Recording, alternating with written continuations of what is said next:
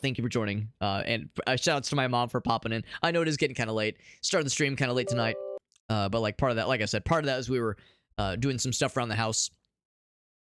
Things are especially weird in the house, honestly, because we've embarked on I guess you would call it a somewhat significant renovation for our kitchen. So we are currently without a functioning kitchen right now, as things are in a bit of a state of deconstruction and soon to be reconstruction, with contractors we've hired to to get things fixed up for us. Getting new countertops, getting new cabinets. Like we're hitting it pretty damn hard. It's very exciting, but it is time consuming and it is also weird.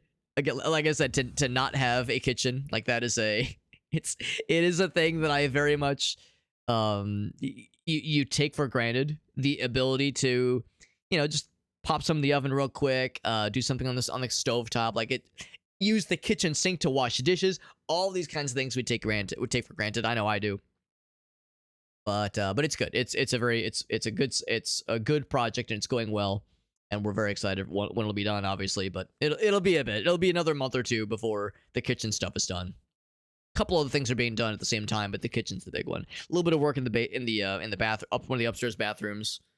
A little bit of work in with one of the exterior walls, but just a couple of small little things. But the kitchen's the real one.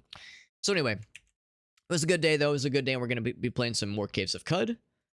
And I have just initiated the multi-streaming in almost all the places. I'm going to do one more thing in one more place. They'll be all set. But I'm excited, though, because this has become one of my favorite stream games, or just games in general. And it's very fun. Very fun little game. And even though it's not much to look at, even though it's kind of a weird, like, basement dweller, like just weird nerd shit. This is some weird nerd shit kind of game for sure, but I very much enjoy it. But I do not enjoy my hiccups. That part I could do without. So if I've done my job right, you should be able to see and hear everything, and the multi-streaming should be all set. And yes, absolutely, yeah. In fact, we've taken pictures of the current state of things right now. Which is, I mean, it's not much to look at right now, our kitchen right now, because it's a bunch of just bare walls. Bare walls and things, and some exposed 2x4, some exposed studs. And I don't just mean me. So anyway, it's not much to look at right now, but we will absolutely have a bajillion pictures to share once it's all done, which is exciting. Anyway, like I said, hope everyone's having a good Saturday. Let's jump into Caves of Cud. How's that sound? Our Syzgrizor. Big Spanky. Syzgrizor, Big Spanky. He's still spanking. He's still big. He's still spanking. As I recall, I was exploring a bunch, and I'm like constantly just battling with being maxed out on my inventory. And we found one more little like corner of the map that I had not yet explored. I thought we'd explored this all the way through, and then I was like, fuck. There's one more thing we haven't quite finished up yet here. So, and there's also a bajillion drams of fresh water right here, and I do not have the ability to scoop this up. So what I'm going to do, I mean, I have the ability to scoop it up, but I don't have the capacity to scoop it up. So do I auto collect fresh water? I do auto collect fresh water, and I don't want to auto collect fresh water right now. So what I'm going to do is I'm going to pour out probably the canteen. Yeah, I'm just gonna pour this on the ground. Oh, actually, I don't need to drop it.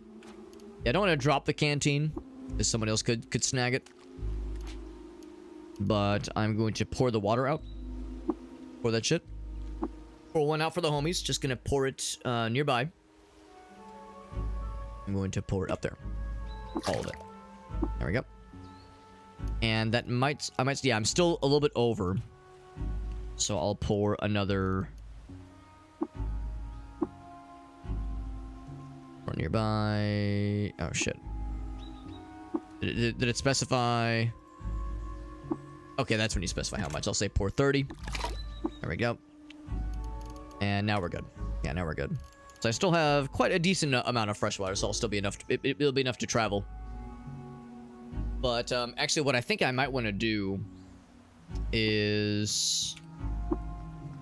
At some point, I think I should be able to leave notes. I want to leave a note for myself.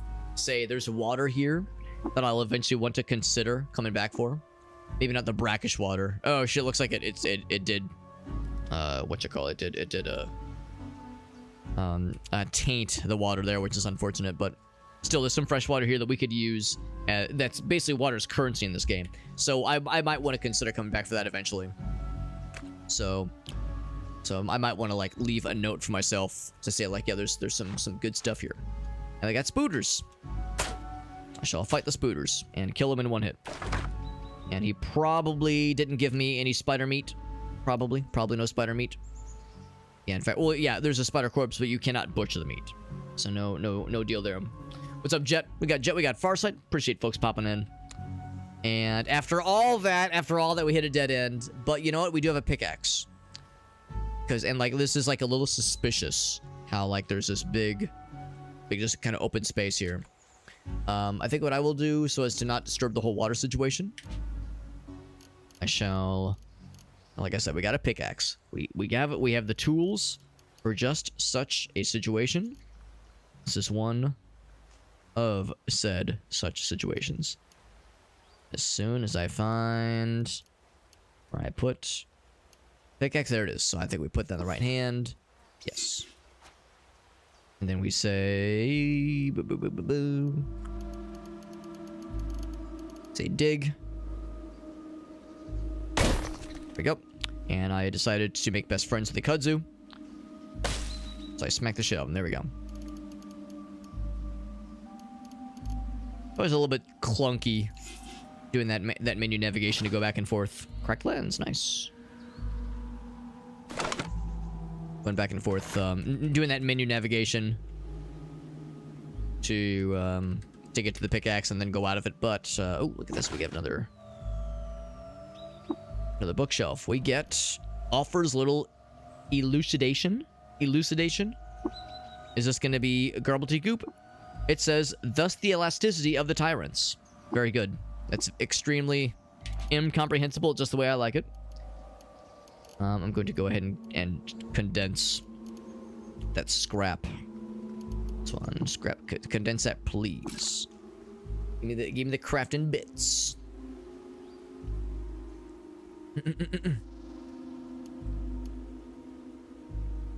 Just move into a... Oh, that's good to know. Thank you, Grim. That's really helpful. Oh, hey, speaking of attacking things, there's a miner here. Just kill him in one hit, apparently. Oh, he's not dead. Never mind. I'm full of shit. Okay, now he's dead. Like, where'd that guy came from? He was just chilling. He was just chillaxing. Assemble that thing. Yep. There's nothing else there.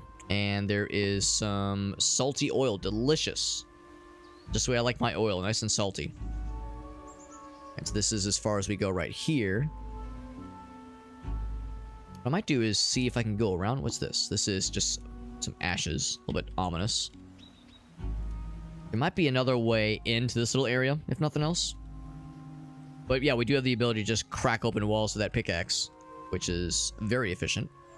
This guy, we actually might be able to sell some stuff to this guy. Except he's attacking...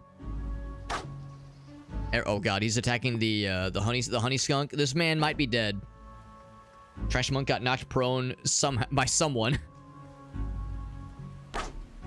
I'm gonna stand back. Oh, is that a yes, Equimax. These are hostile.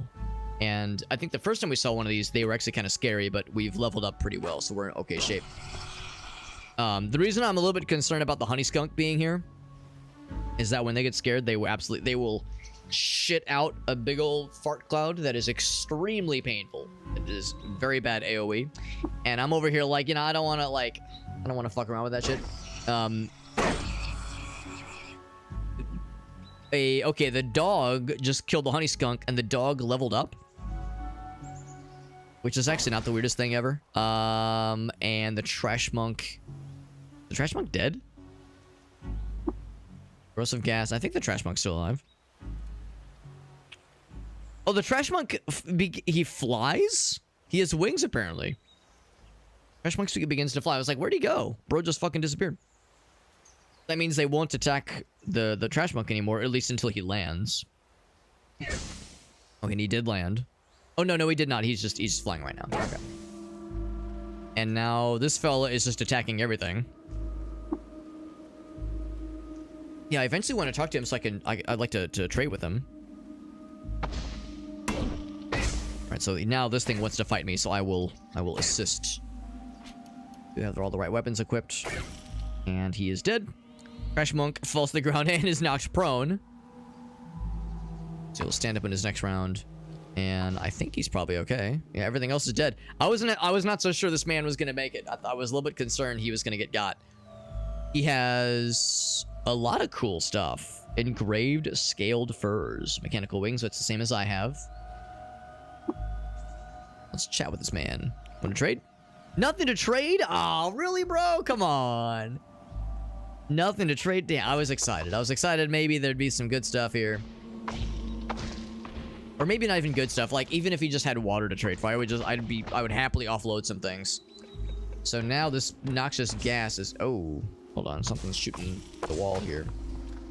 Is that a rifle fella? That's a rifle fella. It's a little scary. Little scary. But we have much better tools with which to dispatch them, so I have all the faith in the world. Jet's got something for us, though. He says, I got something for you, bro. Hot off the presses. Hot off the presses. Hot off the jet presses. Is this a fresh jet creation?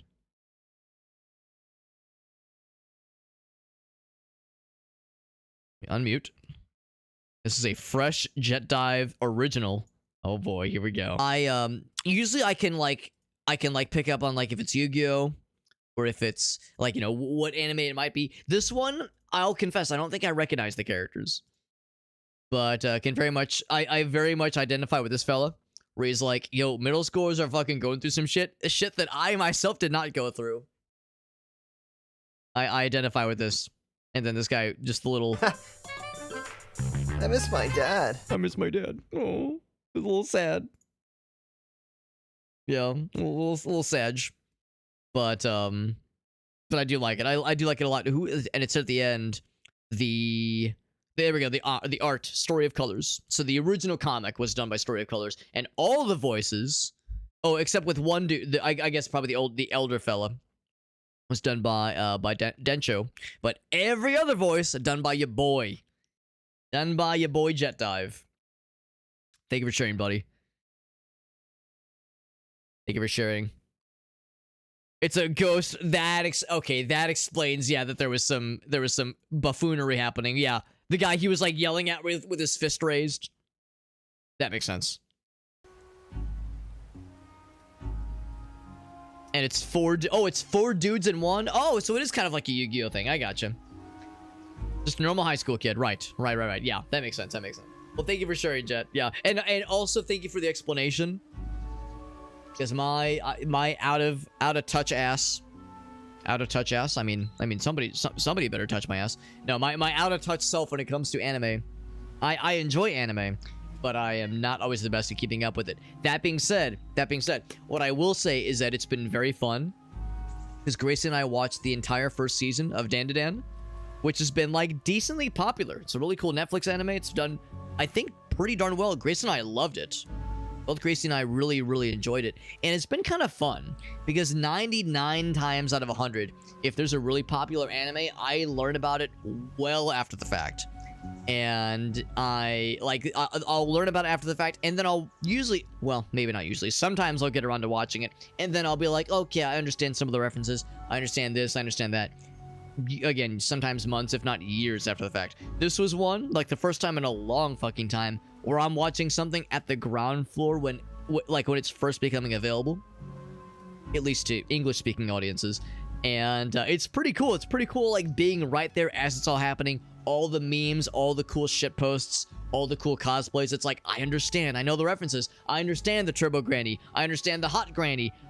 I know there's a lot of granny talk right now, but trust me, if you've watched the show, it'll all make sense. So it's a fun one. It's a very fun show. Assassination Classroom. I did not, Whale. I did not. Although I'm gonna do a very quick Google search right now. Classroom. So yeah, doing a very, very quick Google search just to see if I would like recognize anything. And yeah, honestly, I don't recognize it. I see like the smiley face fella. I don't recognize this. I do not recognize this. All of them reason for me to look into it. And get my ass to watching it. Gracie did say she does want to find more anime to watch. The tricky thing, and this is not a dig against her necessarily, sometimes it is hard to like get her to be like to commit to watching a series. Sometimes we'll like watch 5 or 10 minutes of something and she'll kind of lose interest. So it's like it's trying to find one that I know is gonna be a thing to commit to. Because you know how it is, especially with some anime series, some of them can be quite long. So understandably, that can be a little bit daunting sometimes. 2017, so it's been out for a bit. But thank you again to Jet for the redemption and again also for the extra info to fill my ass in. Because Lord knows I love getting my ass filled in with information. Anyway, moving on. Get back to the games. But we had a scary rifle turret, which is, I mean, on its own, not too scary. Phrasing, Alex, phrasing. I said what I said. I regret nothing. These noxious fumes, they'll eventually dissipate. And he is shooting the shit out of some sandstone. I guess he's just demolishing some of the walls. I guess he can sort of see me. Kind of, sort of. He's just shooting the shit out of the walls. Alright, so the gas is mostly done its thing. Oh, is he going ahead? This man's going in. And so I am here. He shoots me. Can I've never succeeded in this, ever. I will rebuke him. My argument does not compute. I deactivate him. You press the power button. Unauthorized glyph. So my attempts at diplomacy with this robot, with this turret, get me nowhere. So I will just hit him once and he will die. Give me that fractured microchip. Give me them lead slugs. All set. All set. Yeah, I knew that was going to be an uphill battle, but it was worth a shot. Wonder where our buddy went. Our buddy, our fella. The trash monk. What is this? This is a musket turret. I guess that same kind of thing here. There's a rifle turret next to him too. Same kind of thing here, where I probably don't have the ability to deactivate them. I maybe rebuke them, but rebuking got me nowhere fast earlier. That's all with that. Go up the middle then. Let us go up the middle.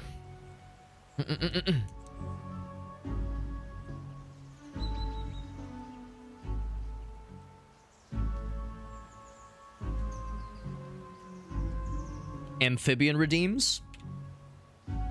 I'm curious what that could entail, Farsad. I'm curious. And we got Ludazer. Or Ludazer. Hope you're doing well. Apologies if I mispronounced your screen name. It's good to see you. It's a weapon rack, by the way. Let's take a look. Take a look. It's in a book. Let's open it. A Vine Reaper and a... Ooh, that's kind of cool. Two-handed steel battle axe. I don't know if it's worth taking with me to sell, necessarily. Our guy is a multi-weapon fighting guy, so we're more about dual-wielding things. Or I guess triple-wielding, because we have fangs as well. Oh, shit. You know what? Well, I'll confess. I did not think about that. Yeah, too real. Too fucking real, man. That's right. Yeah, the Trash Monk has been... Actually, Trash Monk's still chilling. He's still chilling. And he did heal up, which is good. I usually try, generally speaking... I'll collect the liquid. I usually, if I can help it, try to... like, keep those kinds of dudes alive. Like, if they're neutral towards me and they can help to fight things that are scary around here, I usually try to leave them be if I can help it. I think I accidentally collected a whole bunch of water. I sure did. I sure did collect a bunch of water that I did not mean to. So I'm going to pour a bunch of it out. Pour it nearby. Bloop. All that shit. I think I have more that needs to be poured. At some point, I might want to just disable... I'll take a quick drink. But I might want to just disable that auto-collecting of fresh water for the time being. So port nearby. 30 drams. Okay. Oops. There's more fresh water there. There's a kudzu as well. Let's shoot that guy real quick. Get him out of here. Knocked prone. It's okay. It's okay, Trash Monk. You're trying your best. Keeps flying around and falling his ass over. This is an interesting area. This is like... we're still in the garrisons of Dulitim. So I guess this is... obviously weapon ranks. These are very much some garrisons. Or Vine Reapers. Steel and iron. Anything else of note? We fought some turrets. Had a grand old time. The kudzu here. Get his ass. Yeah, the Trash Monk is kind of... he's like sort of following us around like he's looking for other things to attack. And or murder. There's a door here. Leads to nothing. Very good. Good architecture. Interior design is my passion. Okay, well now I think we can... practice... oh, well, there's something here that I don't really love to see. These feral laws are a little bit scary. We might need to get the fuck out of here. This is a fairly close-quarter situation for fighting with one of these. But I'm going to try it. I'm going to try my darndest. Yeah, the Yu-Gi-Oh comics. Yeah, because I know there was one you did not too long ago, Jet. I think the last one you sent me was also a Yu-Gi-Oh one. I've been playing this game since release. Yes. Yes, I have.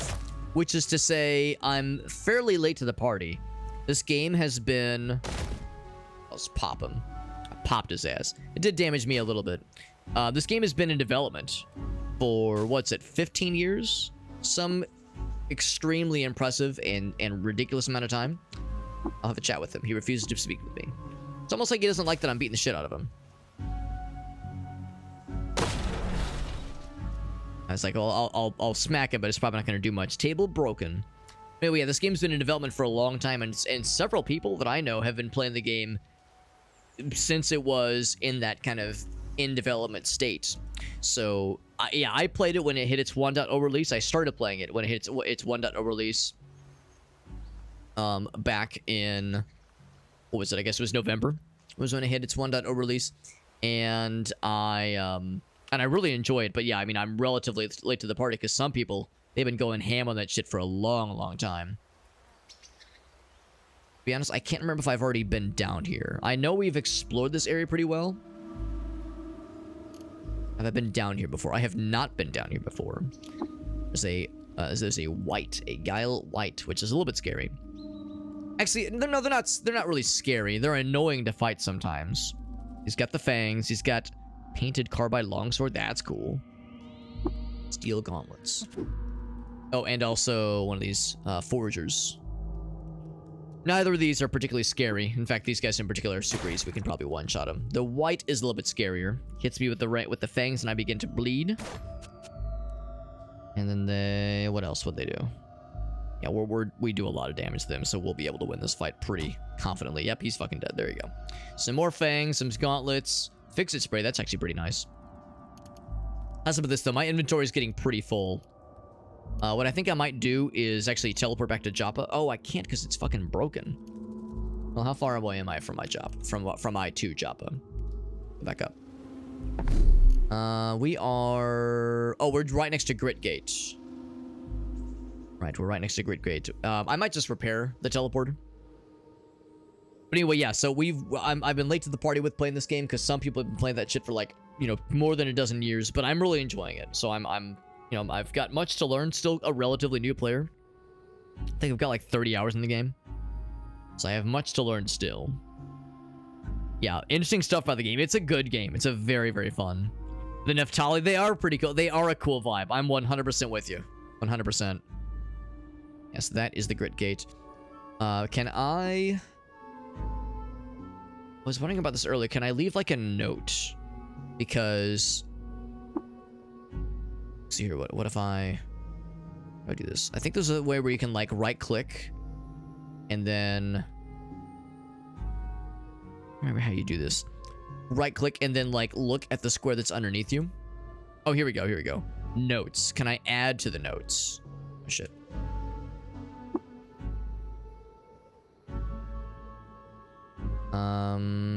Crap, because what I want to do is I want to just note that there's fresh water here for me to come back to at some point. Oh, here we go. Grimm's got me. So go into the journal. Insert to leave a note. General notes. Maybe that's it. General notes.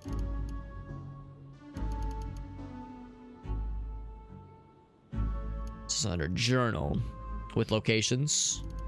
Yeah, so this is the one. Yeah, the garrisons. Oh, here we go. Insert. I see. So, yes, in that case.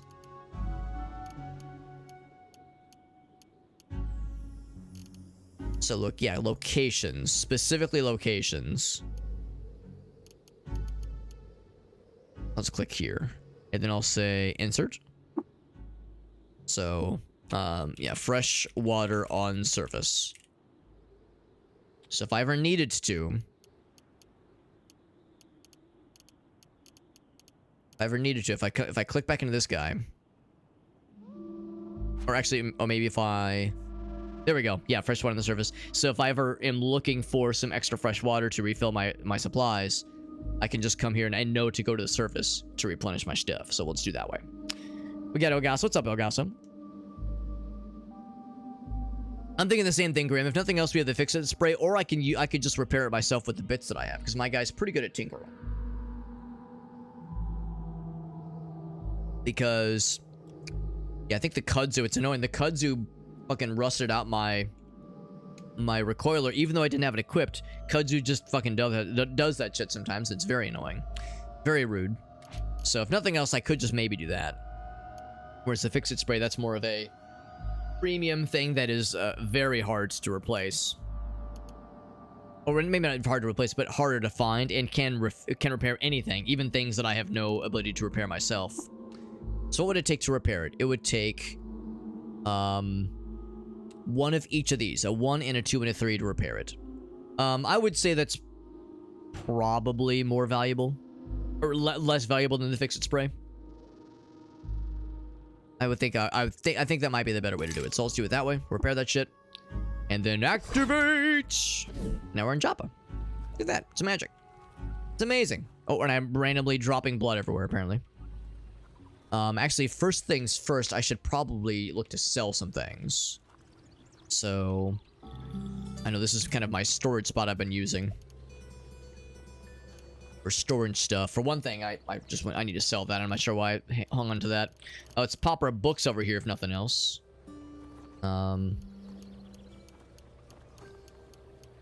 As I've been informed to hang on to books when you find them. Popper books over. I'll just sell that, so I'll take that. Just that one. Yep, there we go. Blossoms are fine. Jewel encrusted club, yeah, we'll sell that. Steel dagger, we'll sell that. This is mine. Yeah, so we have a bunch of extra water over here anyway.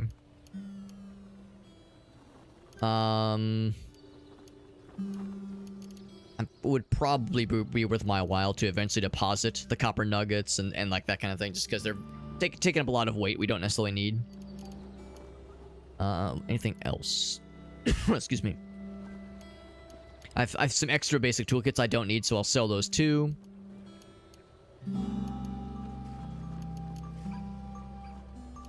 Alright, so let's take all that and see if there's anything I can offload and sell to others. In the meantime, though, it looks like Farsight has us a thing. He says, I've DM'd you an amphibian. Let's see what that's going to entail. It looks like it is an MS Paint challenge from Farsight. I appreciate the help earlier, by the way, with the trying to find the locations thing. That was helpful, so I could leave notes. You have questions? Yeah, thank you, Graham. That's very helpful. Well, like you saw earlier, inevitably, I will have questions with about mechanical things. How do I do this? Is it possible to do that? Those kinds of things. Yeah, tactics, that kind of thing. Yeah, because I mean, honestly, that's one thing I really appreciate. Most of the people that pop into here, they can tell I'm new.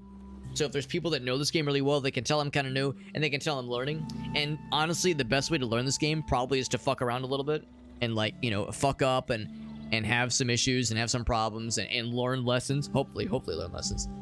So, you know, allowing me to find out after fucking around, that is probably valuable for me in the long term, so I appreciate that.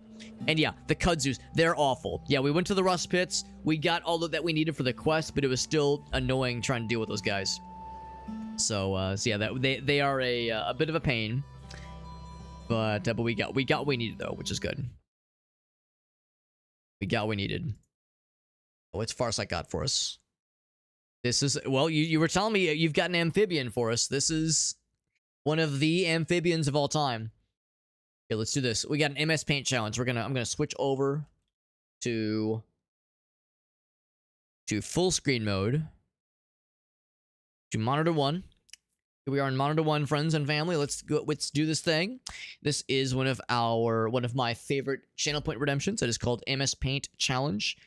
It is when somebody gives me an image and I am to attempt to recreate said image in MS Paint using only, for one thing, using only MS Paint, and also using only the pencil tool, the fill tool, and the erase tool.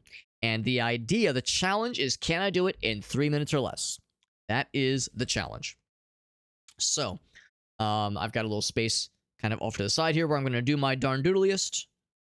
And I'm going to try to not embarrass myself if I can manage it, if I can help it. No guarantees. I will try to not embarrass myself. I will not succeed. Embarrassments will happen. But that's part of the fun. Also, it's always worth like specifying that I do not have any artistic background. No artistic background, no training, no nothing like that. So it's going to look like shit. And that's the fun. And Mega Team Up is here, and they're super nice. Thank you for that raid, Mega Team Up. Fellow variety friends, and also doing interesting stuff on Saturdays in particular. On Saturdays, they usually do some cool variety. Sometimes they'll peruse itch.io and find wild, weird shit to play.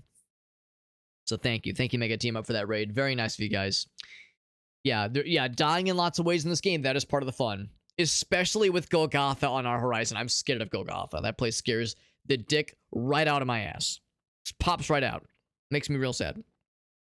You played some Crusader Kings 3. I was just talking with a friend a couple nights ago about Crusader Kings 3. Talk about a game that intimidates me, but seems really fucking cool and wild if you can, like, wrangle the systems. The like, story generation and just the random events in that game seem completely bazonkers. Sexy Frog Porcelains. This is nothing. This is nothing. That's right. Yeah, they won't be scared away by these kinds of things. But thank you again to Mega Team Up for that raid. If you guys have any clips to share, you've raided a bunch of times here before, so you know how this works. Whenever somebody raids, I always like to ask if you have any clips to share. Does not have to be a recent clip. Could have been from months, years, decades ago. Does not matter. But I'm happy to share anything that you would like to share, because you're doing me a solid by bringing your peeps to me. The least I can do is showcase what you guys are about to see if anybody here would like to check out your content as well. Give them a free taste. First taste is always free. Get them hooked, get them addicted, and then set them loose. But in the meantime, though, we have an MS Paint challenge. I gotta recreate this image in 3 minutes or less in MS Paint. Let's fucking do this thing, baby. Start the timer in 3, 2, 1. Here we go. So let's kind of come up and around. Get the elbow. There we go. And then here's the eyes. The dimensions aren't going to be like perfect. In fact, it kind of went off script a little bit there, but that's okay. And then, in fact, I'm going to have to cheat a little bit and kind of give myself extra room to realize my dimensions are getting a little bit wily. I'm just going to kind of do one of these. Kind of draw a little line there. Yeah, in fact, I'm just going to, again, just the dimensions are getting a little bit silly, but that's okay. He's going to have a very pronounced torso. He's going to have either, there's the belly button. Would frogs have belly buttons? I mean, there's no umbilical cord, is there? So the answer is probably not. They do the little tadpole thing where they get released. They get released in tadpole form, I guess. So it's like, I don't think there'd be usually what we would consider like an umbilical cord. So they wouldn't have a belly button. But I'm not exactly an expert on all things frogs, as much as I wish that I was. I wish I was in a profession where I was an expert on all things frogs. You kidding me? That'd be amazing. The eyes are going to be a little bit scrungy. But you know what? I feel like that's kind of the point. Like some scrungy eyes are to be expected. To be expected. Here's like, there's like sort of an implied like little dots of nose for like the nosy. And then it kind of comes down. There we go. There we go. Nailed it. I pretty much nailed it perfectly, honestly. I'm so talented. When I said I did not have any artistic training, turns out I'm a fucking gamer. I'm a fucking pro. Since we kind of went a little bit wild here, I'm just going to assume that there's legs. I'm going to assume that there's legs. Just using our imagination for that one. Slight imagination, but not too much. Not too much imagination. Come on. What do you take me for? If I imagine too much and too good, then people are going to come to expect that from me. Looks so sad. It looks so sad. It's like a bro's talking about somebody going through it. This bro is going through that shit right now. That comes up. Actually, I guess this comes up too, I suppose. Yeah, there's like a hand implied. Oh, I guess the hand is right here. We'll do one of those. Sure. That works. And then there's like a hand that kind of comes up. I guess that's what this is. This is like part of the hand. There we go. Something like that. Something like that will work. And then was there anything else? You know what? I'm gonna like just get the coloration. I know we've gone a little bit over on time, but just to like really capture this coloration here, get the white tum-tums included. There we go. And I think we've pretty much got that shit. Let's go ahead and get green. Probably the lighter green. There we go. And then we'll leave the white alone. That's going to have green too. And then this part's going to get weird. Going to be a little bizarre. It's a little bit uncanny, but that's fine. Part of the joy. Part of the charm. Whoops. Part of the charm. And then yellow jaundice eyes. There we go. There we go. There's our frog fella. Didn't we do good? It's like, it's the exact same picture. They're the same picture. Game Trader says, "Oh man, they're out of stock." Well, actually, it's weird because the MS Paint challenges would be temporarily unavailable. That is correct, but not because they're out of stock. Twitch doesn't really have separate indicators for if it's out of stock or if it's on cooldown. Because really, it's on cooldown right now.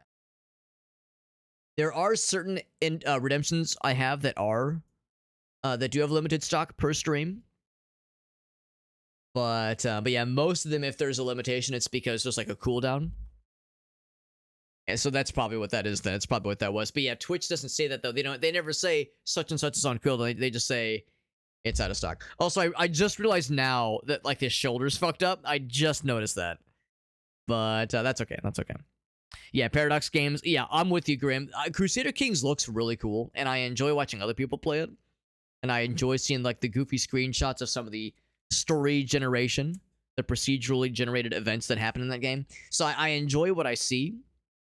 We'll say Frog Dish. I enjoy what I've seen of that game, and I do kind of want to check it out at some point. But it is intimidating. More likely, though, I'd probably start with Crusader Kings 2. I think that one is probably less daunting, generally speaking. So, I mean, it's all daunting, obviously, but I think 2 is probably a little bit less out there. So, but we'll see. We shall see. Redeemed. This was by Farsight. There it is. It is in the Discord server, by the way. If anybody wants to check out any of our previous MS Paint challenges, they're all in the Discord server. Here's my socials page. It has all of my stuff. That socials page has every MS Paint challenge I've ever completed. You might have seen as I was saving it, there's 384 of these MS Paint challenges. We've been doing these for 4.5 years. It'll be 5 years this June. Doing these MS Paint challenges. We've done a bunch of them. I have a bunch of them. They're all in the Discord server. Some of them look a little weird. Some of them don't look half bad, and they're all with MS Paint, and they're all ridiculous. That's that link, by the way, that Linktree page has all of my links. Has my social media, has my YouTube, has TikTok, Instagram, we got all that shit, but it has the Discord server. Of course, the Discord server has other benefits. It's the best way to keep up with myself and others in the community outside of streams. But yeah, in the near term, though, it is where our social media stuff is, and it is also where my Discord server is. And the Discord server has the MS Paint challenges. We have other stuff in the Discord server, but yeah, those MS Paint challenges, that is a big one. Yeah. What's up, Johnson? No umbilical cord? Yeah, no belly. That's what I'm saying. No belly button for the little fellas, I would imagine. Yeah, so it's herpetology. It's not too late to change professions. Well, you're not. Fair point. Fair point. I could go back to college. I'm in my mid-30s though, so it'd be a little bit of a gamble. A little bit of a gamble. But maybe I should chase my artistic aspirations. All right, time to quit my day job and become a full-time professional MS Paintist. How's that sound? How's that sound? Chuck says, too late. I already started the ride, Alex. Too late. Too fucking late, bro. Would that be considered furry fan art? I guess the official terminology would be, well, if it was like a scaled reptile, it would be a scaly. But what do you call an unscaled amphibian? A phibby? Amphi, maybe? I don't know. There's probably something, because I'm sure there are people that get really, like really excited. Like, you know, nipples protruding prominently, very excited about, you know, frogs dressing in a certain manner. I think some people would be down for that, probably. Slimy. Oh, Slimy's good. Slimy's good. Also, Slimy doubles for slime girls, for slime girl enthusiasts, like a champ. So that's a solid one. Let's continue with the games. Thank you again to Farset for the redemption. We had Jet hit us with a YouTube redemption earlier as well. It's lots of good stuff. And sounds like we might have more. Sounds like we might have more redemptions and shenanigans in our future, which is exciting. Let's see if this guy has anything new, because we haven't checked out the Dromad in a while. The Dromad fella. How's it going? Let's trade. Herpetology. Yeah, I'm not gonna lie. That's the first thing my brain thinks of when I see the phrase herpetology. There's bark armor, which I think we had an earlier character attempt, not from tonight, but from a previous run. Had some bark armor. Slender leather, which is slightly better than bark. It is lighter and has no dodge negative. The plate mail has all the dodge negatives. Congealed salve. So you could... Oh, it'd be for cooking. Interesting. Because, yeah, the salve is... Yeah, same as the salve injector. So we would need to put that into an injector to, like, get the really good... effect. The ideal effect from it. No cool swords here, necessarily. Chrome revolver, which is nice. I think I sold those guys. He's got some big nuggets. Some big nuggies. So if I were to sell things to him, what would I sell? I would sell the jewel-encrusted club. I would sell the carbide dagger. I don't know, that carbide dagger. Let me double check to see how that compares with my current dagger. I think my current dagger is probably the better choice. Sell all the extra rank things. Steel dagger, two-handed sword. It's a shame because the two-handed carbide sword is so fucking badass, but I have no need for it. I have no need for it. I'm a dual-wielding fella all the way, so I have no need for that myself. Keep all these. Keep the fix-it spray foam. Sell the leather cap. Keep that guy. The woolly leather will hang onto that. So keep that one, I guess. Keep all these things for now. For now, keep them.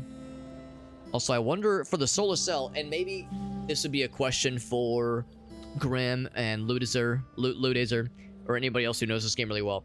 For solar cells, is there something I have to do to allow that? Like, if I'm in the sunlight, like right now, my guy's in the sun right now, does having this in my inventory allow it to charge on its own? Or do I need to do something specific, like put it on the ground to allow it to soak in the rays, to charge it up? And then other question, if I affix it to something, does that change the rules at all? Grim says it recharges above ground. Okay, so yeah. So right now, at least, it would be, even though it's like in my pocket, it would still be receiving a charge. But if I were to fix that to, say, my sword, would it, my powered weapon, that is, would it also get juice over time? It sounds like the answer is probably. Yeah, it's still, even when it's an item, cool. Thank you, MCT. That's super helpful. Thank you for helping me to learn the lay of the land. Yeah, but not when you're in a cave. Right, exactly. Right, not when you're underground. Also, I was so unsure about the salt mills. I would be curious if anybody knows about the salt mill, but I think I know the answer. I was like, all right, the salt mill. When you check the inspiration, it says, or the inspiration, the description, it says, oh yeah, you use this for grinding down irregularities from cooking salt. And I was like, cool. I could use this to like add salt to my meals. That sounds great. And I put some salt in it, and I can't fucking figure it out. I still can't use it in cooking. I looked it up, and it turns out the salt mill is itself a trinket that is not really meant to be added to cooking or not to be used as a tool. It's just a thing you sell. It could be a what's it called? An artifact or a trinket, rather, I guess specifically a trinket that you identify. It could be the bauble that the one guy in Joppa gives you as one of the starting quests. So unless I'm mistaken, I think I can safely either sell it or disassemble it. If like there's no function that this could possibly give me. That's my understanding. Because I was thinking, yeah, it's like it allows you to put salt in it. I was like, oh cool, I can use this in cooking somehow. But I looked it up a couple days ago, and I think that was what I came up with. All right, so yeah, so Grim confirms my suspicions are correct, which is fine. That's perfectly fine. It was a little disappointing. It was a little bit disappointing. Can sell it or just or disassemble it. It's not worth very much. I think I'd probably just disassemble it. Yeah, worth $1.40, so I'll probably just disassemble. Keep the carbide rifle and the sniper rifle for obvious reasons. Sell not all the toolkits, just the one. Here, let's say add to trade, add 2 of them. I don't need that many of them. Everything else we keep. Sell these things. So that thing, box of crayons, get it out of here. So out of all of that, and a bag of chips even, what am I left with? We have a bunch of extra cider. I don't know if I need 26 drams of cider, so I think I will sell... I have this water skin that I don't need as well. I think what I might do is... I want to sell all of it. I think I'd rather... I can't do right now. I'd kind of want to pour it into... Like, maybe pour 15 drams of it into a second container and sell that, maybe. Yeah, the salt itself can be... Right, yeah. Because that's... I was looking for that, because I have some salt in a water skin. I think that's what I was looking for originally. So it's just a container. Yeah, it can't hold much. It can't hold much. Alright, so anyway, though, we can probably surmise, though, that once it's all said and done, even if I were to keep maybe 10 drams of cider, I'd probably keep the rest of that stuff. We'd end up with about 180 drams worth to sell. Oh, shit, actually, I am not wearing the null worm skull. So it's probably more like, I don't know, maybe 210 to sell. So what could I get out of that? I could probably get the nuggets, which would be nice to just condense to a more efficient manner of value per weight ratio.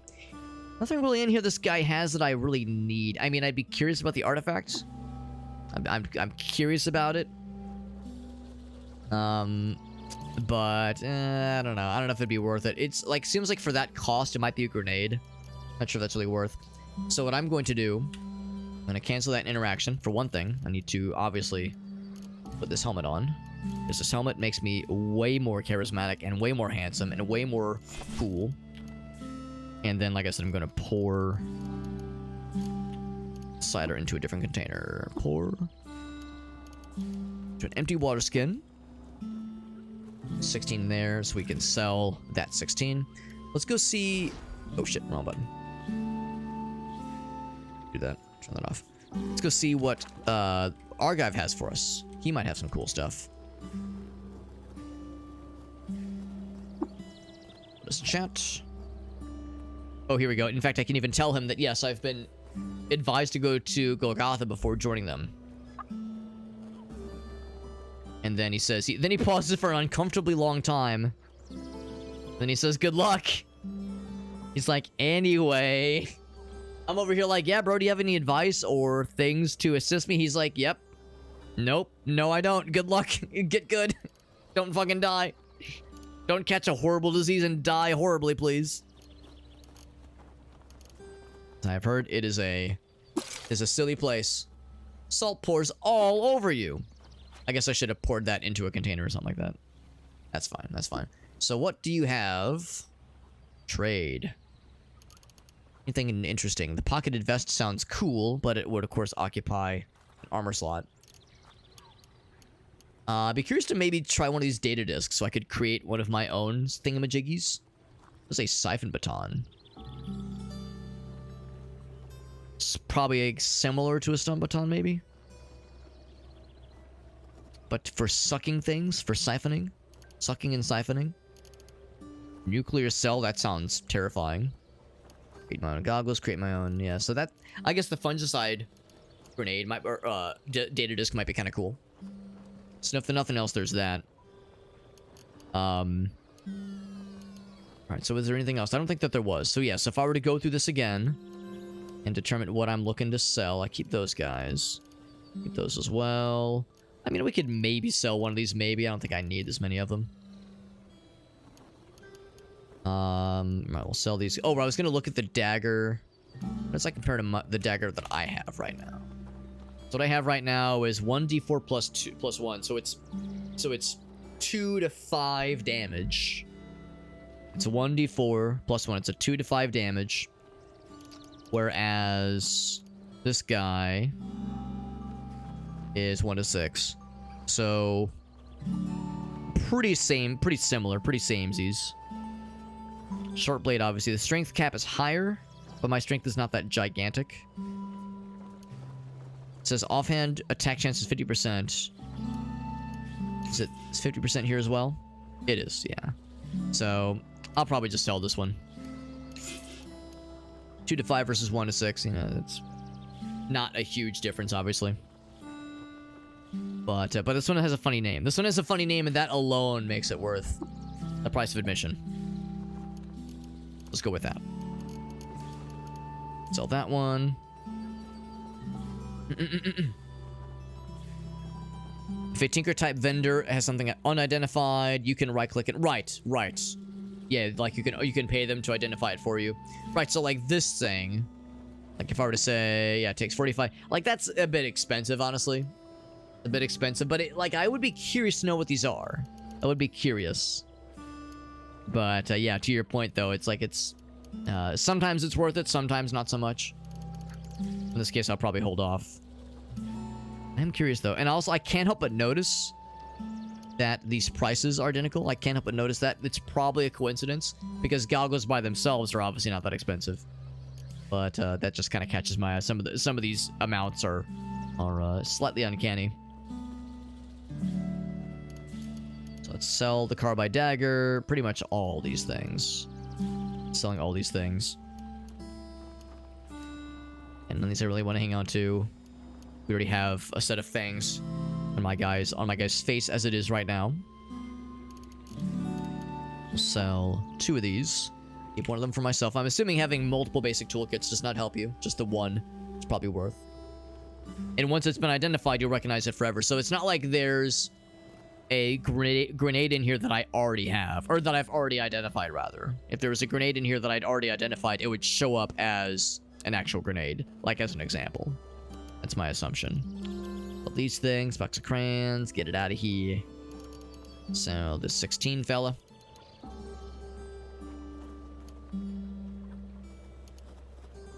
So that is what we end up with. So out of all of these, yeah, the fungicide grenade actually might be kind of nifty. That sounds kind of useful. Anything else? I don't know if I actually have enough water on me to make up the... actually, maybe I do. Maybe I do.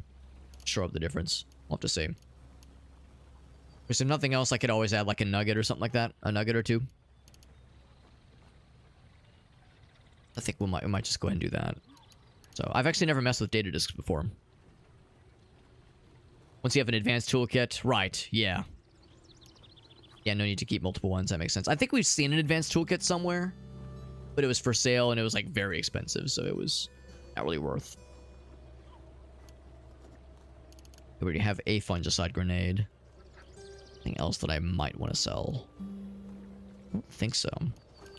Do not think so. So yeah, to shore up this difference, I think I might just say, not 15, let's add, say, 2. Boop. Then trade, 27 grams of water, trade complete. So that is nice, and now that I've offloaded a bunch of extra stuff and got a cool ability, presumably at least, to create my own fungicide grenades. If I were to find myself in such a situation. I'm guessing I would say learn. There we go. Learn how to build them. So now they would show up in my tinkering menu. So actually, that's my second grenade recipe. Of course, that's the thing. You can learn other recipes by disassembling something. So that's like how we learned how to make stasis grenades. We disassembled one. We kind of learned it. This one we got from leveling. That was when we got tinkering 1. I think we got the freeze grenade recipe, which is pretty cool. So we're all set there. Oh, whoops, didn't do that. Don't think there was anything else that the Dromad had. I think he had a couple things that were kind of neat, but nothing that really grabbed my attention. Also, bizarre contraption. Can I repair this? I have to understand it. Can I examine it? It's broken. To repair it, you must understand it. Can I understand it? No, it's broken. You gotta repair it first. Bro, what do you want from me? Alright, so I'm pretty low on water right now, so I'll probably want to grab one of these just so I can fill that up a little bit. Or I guess I could just hang on to it. That is, I suppose, acceptable. Anything else I want to deposit in here before we boogie yoogie? Keep the fix-it spray. That sounds nice. Nice to hang on to. Not sure if this is ever functional at all. I mean, we started with it, so that part's cool, but I don't know. When I see sun and moon mask, that sounds like some Morrowind shit. Moon and star, sun and moon. It just feels like a Morrowind thing, which makes me want to hang on to it because it sounds cool. Moccasins for letting us run fast. Basically Sonic the Hedgehog shoes, basically. Same idea. Same energy. Any grenades I can deposit? I mean, they all sound like they could be useful. None of them sound useless. It's not yet. That all sounds good. This thing is, of course, has taken some juice. Oh, I'm gonna deposit the nuggets. I think I'm gonna deposit all of them. Well, I say that. That one's like super valuable. Holy shit. It's not worth depositing them. Maybe it's worth hanging on to them, because they're not light. They're not what I would call light, but it's 1 pound each. That's not too bad. It's not that bad. This one, also 1 pound, yeah. Because it's nice being able to, like, if I find something just amazing, and I have nothing else to afford it, I can at least sell the nuggets for like a pretty efficient means of having something nice to offer. Something valuable to offer. What's with all the flowers? So this is probably like a common newbie thing. Probably a thing that a lot of people do when they're new to this game.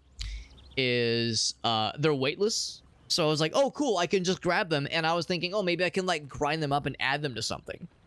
Maybe I can, and you know, they're taking up quite a lot of inventory space, so maybe I should just deposit them. So it's like they're annoying. I was thinking maybe I can like use them for crafting or cooking or apothecary, like potion crafting, something. And so far the answer's been no. There is no like function for them. They're useless, just like me. So I couldn't find a use for them. So I said, what the hell? Why the hell bother with this? I'm gonna go ahead and grab this and disassemble it. But yeah, I couldn't find a use for it. We have this fucking thing, a dram of neutron flux. For those who know this game really well, this was a extraordinarily lucky find. That shit was extraordinary. Like that is not a thing that you find at, like, I think I was level 4 when I found that shit. I was like level 4 on the 2nd level of Red Rock. A goddamn Snapjaw dropped that thing, which is the no, it was in a chest. It was in a chest. So yeah, that was the dumbest shit. That was the dumbest shit. We got Kind in the house. What's up, Kind? That's our boy Randy. Good to see you, Randy. Is there anything else that I wanted to go back for? We've opened up quite a bit of storage capacity, which is good. And I think we're in good shape. I think we will... Wrong button. As far as where to go next, I do kind of want to go back to the garrison so I can keep exploring. That does interest me. Maybe what I'll do is... location. I'm actually going to redeposit this water skin. And I'm going to just collect some of that fresh water that was lying around, because we that would, I think, be a nice way to just kind of collect on some of that anyway. So deposit that back in there. We only have 9 drams of fresh water on us, but that's fine. We'll be okay. Very, very confident. So confident. Maybe too much. Maybe too much confidence. So anyway. Yeah, let's go ahead and... So the nice thing here is that we don't have to do... Oh my god. Look at all the stuff I've got. Look at all the slime stuff I've got. Slime stain stuff that I've got. We don't have to physically, like, or manually walk all the way back, schlep all the way back. We can just teleport because we have this cool little thing. We have a grit get recoil and a jopper recoil. It makes it easy to just kind of bounce back and forth. And bounce I shall. Activate! Actually, what I'm going to do is... The stairway's leading up. There are here. So that being said, was there anything that I wanted to... Whoops. I wanted to reacquire on the way down? The answer is probably not. We've been through here before. That's why there's this giant trail of gunk. A gunk trail leading there. Go up. Back to the surface, basically. Look at all these corpses. All these corpses. As well as a plate of steel mail. A plate mail, rather. Which is cool. But, not necessarily weight efficient. Not what I would call being weight efficient for trading purposes. I'm gonna go 1 tick over. And I want to explore the garrisons. We killed a dude. He had some pretty cool shit, honestly.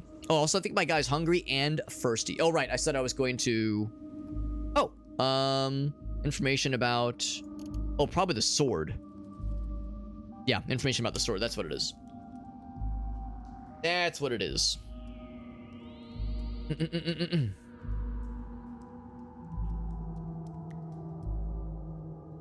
Which is pretty nice. Good for penetration. Good for the Honored Mace cult. If there are people I want to get in with, great.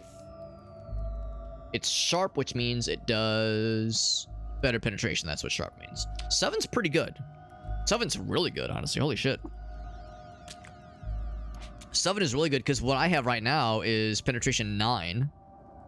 So it's only slightly better. And honestly, or rather, this is only slightly better. And honestly, this actually has a strength bonus. Or this allows a strength bonus, rather. So right now... damn, I'm almost wondering if I should switch. I was like... I thought I was set for... Maybe not set for life, but set for a long time. With our Fleesa. Fleesa? Given that it's got that sweet-ass penetration on hit. Penetration of 9 is extraordinary. But yeah, this one, penetration of 7 with the strength bonus, that could be honestly better. So I'm trying to remember how penetration works though in this game. Isn't it where it's like for every tick of penetration, there's like an extra roll that happens? There's some kind of roll that gets added to the damage roll. What I'm wondering is if the Fleesa on average would maybe still be a little bit more. Maybe I would need to up the strength on my guy's strength rather to make that strength bonus of 2 or 3 or 4 to make it like more worthwhile. We got Smokey. What's up, Smokey? Says, wait, Alex, we're talking about increased penetration. Keep going, Alex. I'm almost done. How's about this? Let's try it out and see what the numbers look like. We've seen what our guy is capable of when he has the Fleesa equipped. Let's see what the numbers look like, and if the numbers look like they're trending towards larger, then yeah, then we'll give the old. Then we might just kind of keep with that as our main guy. That's pretty cool. That is pretty darn cool. Also, I should go back to our Plastifier Bonnet, because this one gives us an ego bonus, which is great. But the Plastifier Bonnet gives us a dodge bonus and some resistances, which might just be hugely beneficial.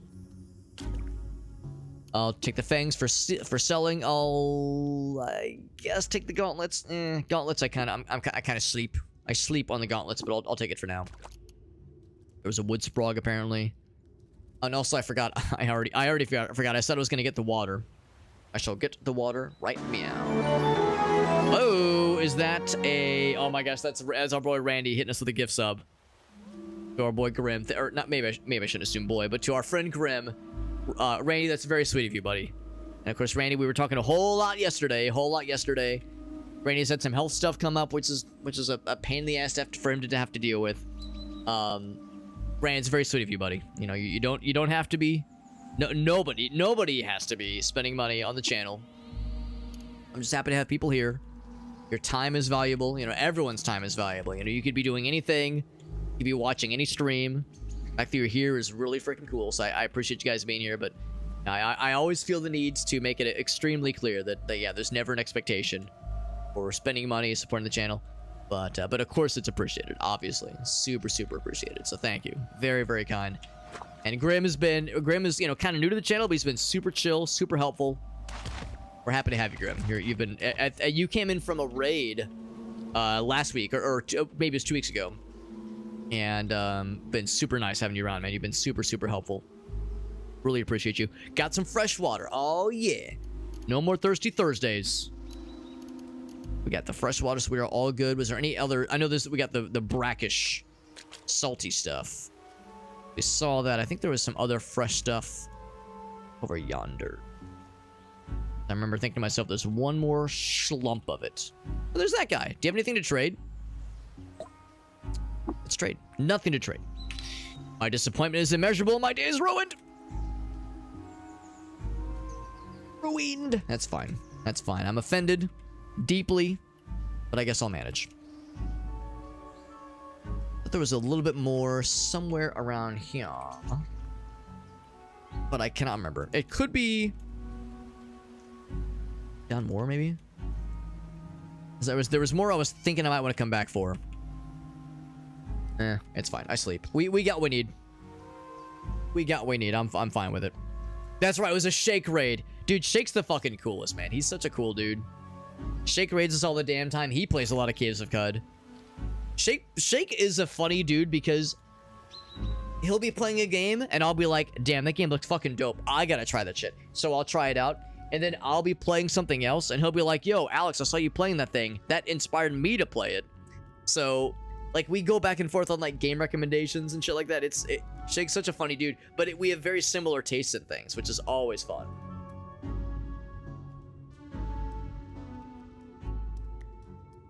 Yeah, no more thirsty Thursdays because we're no longer thirsty. We got so much water. Oh, I say that. My guy is actually parched. So let's do a few things. My guy is thirsty and he's hungry. That's a dangerous combination right there. Thirsty and hungry. You kidding me? Do a couple drinks. Two helping drinks. We're getting dranked, but not drunk. Let's just go to the campfire. It's already lit. Let's cook ourselves something. Ingredients to cook with. I'm gonna make... Actually, no, I'm just gonna follow a recipe. When we get inspired, I'll make a new one. Let's make... let's see. Healing rate. Thirst at half the rate. Thirst at half the rate sounds kind of nice. Let's go for that one. There we go. Eat the meal. Max HP and thirst at half the rate. Very good. Very good. This is thirsty. Thirsty. Also, Randy's got a... Oh, it's a Pokemon card pack. Pokemon card pack opening. Let's do that. We haven't done one of these in a while. It's always nice doing the Pokemon card pack opening. For anybody wondering, this is the Pokemon Booster Pack Simulator. If you ever want to check this out yourself, there it is. The Pokemon Booster Pack Simulator. Back in 2020, back during the pandemic, Pokemon cards were popping off. Everybody was stuck in lockdown. Everybody was, you know, looking for things to keep themselves busy. And one comfort thing for a lot of us, of course, is nostalgia. And a lot of us are nostalgia for Pokemon. Some of us remember in grade school, middle school, grade school, that Pokemon cards were all the rage. So a lot of people, especially like YouTubers and influencers and streamers and whatnot, they started getting back into Pokemon cards. It caused the overall demand to skyrocket. Suddenly, you couldn't find these things anywhere. Well, you could find Pokemon booster packs, but only on like reseller sites for exorbitant, overpriced fees. You know, people like scalping, basically. Very, very unpleasant. But some genius benefactor came up with the idea of, let me just make a website that gives you the dopamine hit of opening up a Pokemon booster pack without the hit to your wallet. So that's what this is. We're all gonna. So Randy, it's up to you, by the way. Which set should we open? Which set should we open? Because the base set is always a solid banger. There's the jungle. There's fall. So we got like basically up to Gen 2. I think Aquapolis, Skyridge. I think that's all Gen 2. So if you have a preference, we'll open whichever one you would like for us to open. Got a bunch of Pokemon cards. I actually have all my Pokemon cards here. That'd be a fun stream thing at some point. Just crack open the binder of my old Pokemon cards and show them off.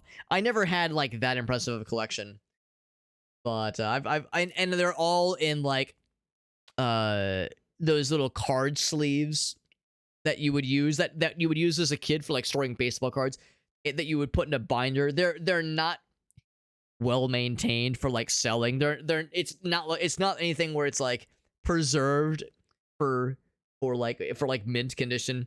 I never wore gloves when I handled them, obviously, so I'm not exactly a professional collector.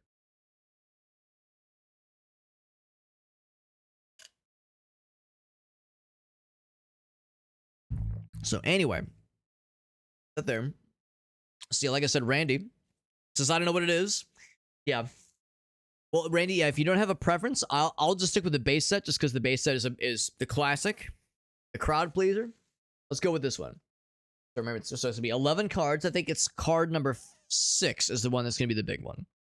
So let's see what Randy got us. Randy bought us with his channel points. He redeemed a Pokemon card pack. We got Fire Energy.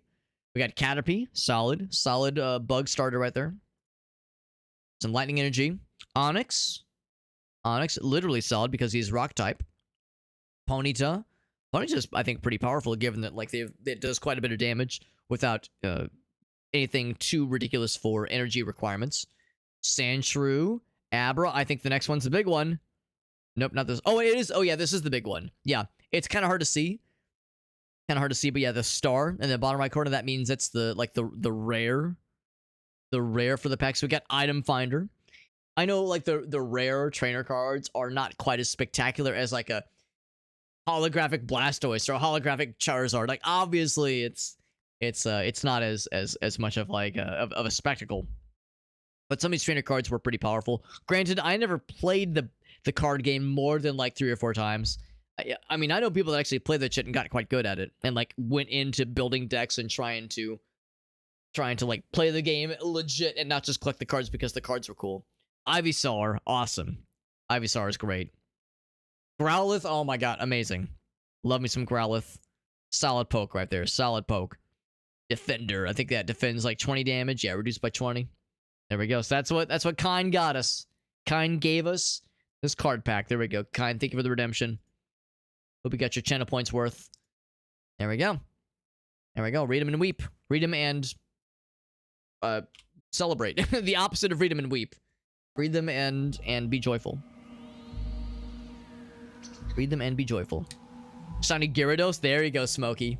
Yeah, I'm trying to think what was my like most like treasured card. I never got the Charizard. I never got the Blastoise. There were some promotional cards that I got. They were pretty cool. Like there was a couple cards you would get in Nintendo Power. Hung onto some of those.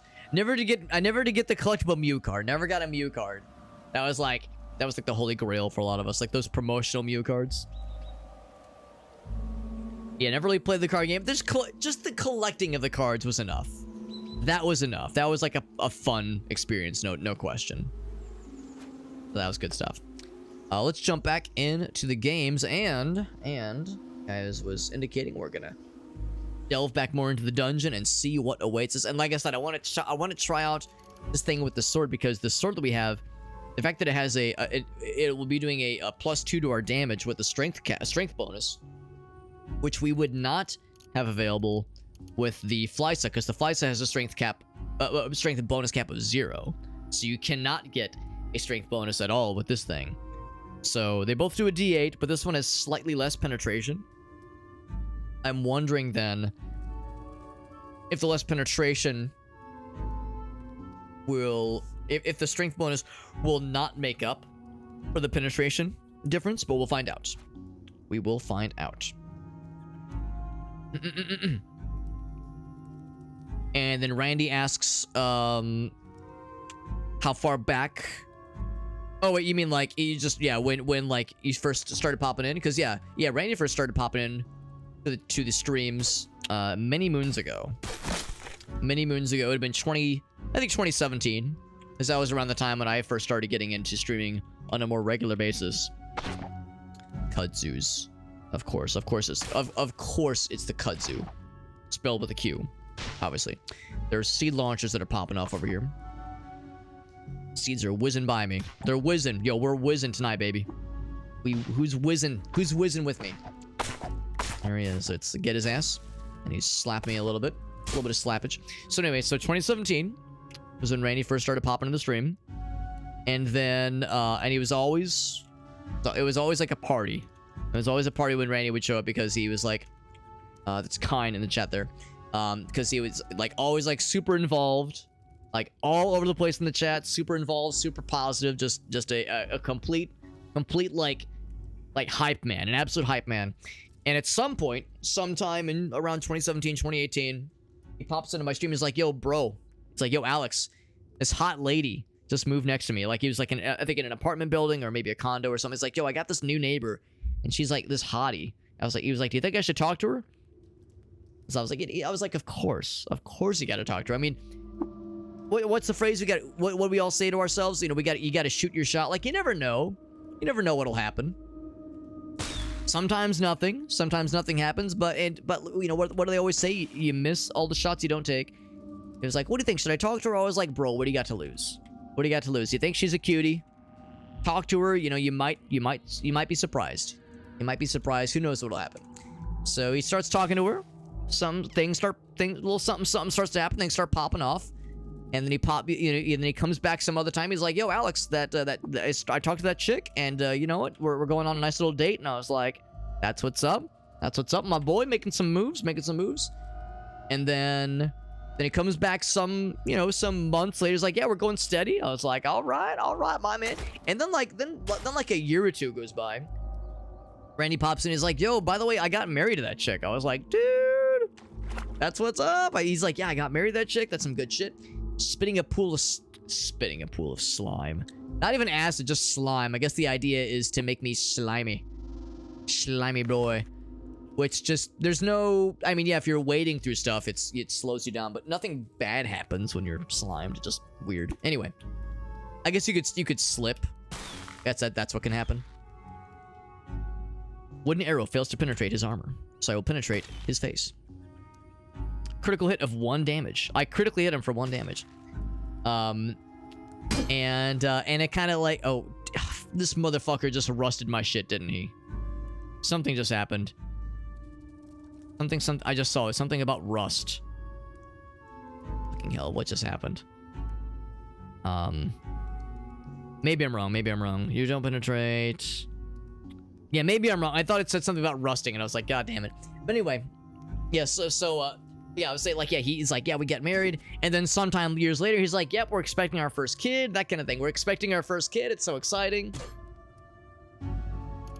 Oh, his stuff got rusted. Oh, okay. And I was like, something about rusted mail. I was like, what the fuck? What the hell happened?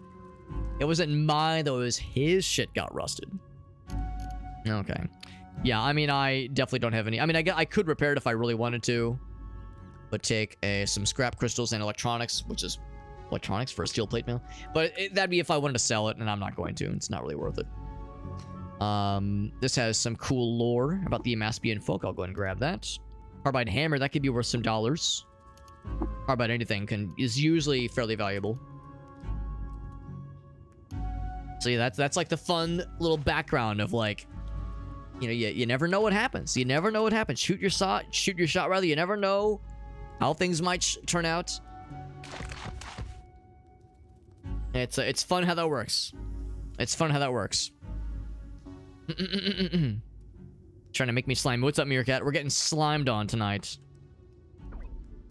Yeah, it's funny because we raided Brandon. We raided a Dread Pirate Brandon a couple days ago, and Randy Kine was in the chat at the time, and Randy was like trying to get Brandon's attention. He was like, "Yo, Brandon, like it's because of Alex I have a daughter. You know, it's because of Alex that that I have a kid." And I was getting ready for bed, and I was like, I was like listening to the audio, but I didn't have my phone on me, so I couldn't like easily type in the chat. So I was unable to make this comment at the time, but it was like the way he was phrasing it made it sound like, man, it sounds like, yeah, I paid Alex to have sex with this lady. Now I have, and I have his DNA. It's like the way it was phrased was like very funny. The way he'd phrased it. A puddle of salty asphalt.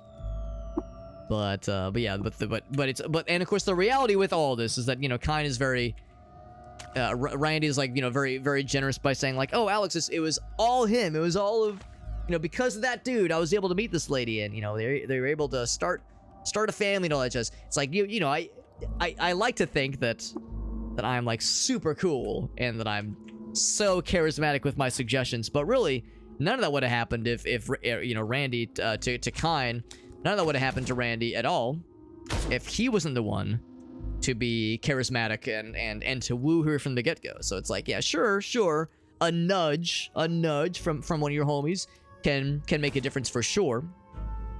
Argument does not compute.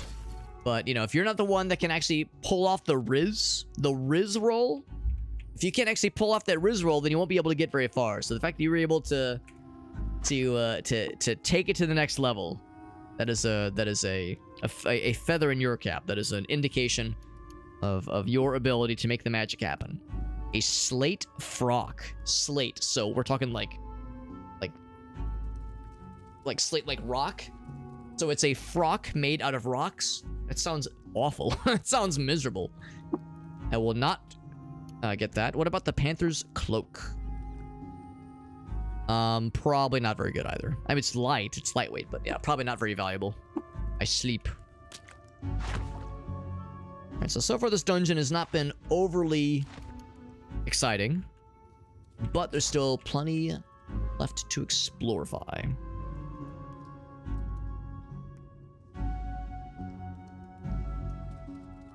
Oh my gosh. The falling grape lady, Meerkat. Dude, that video is an all-timer.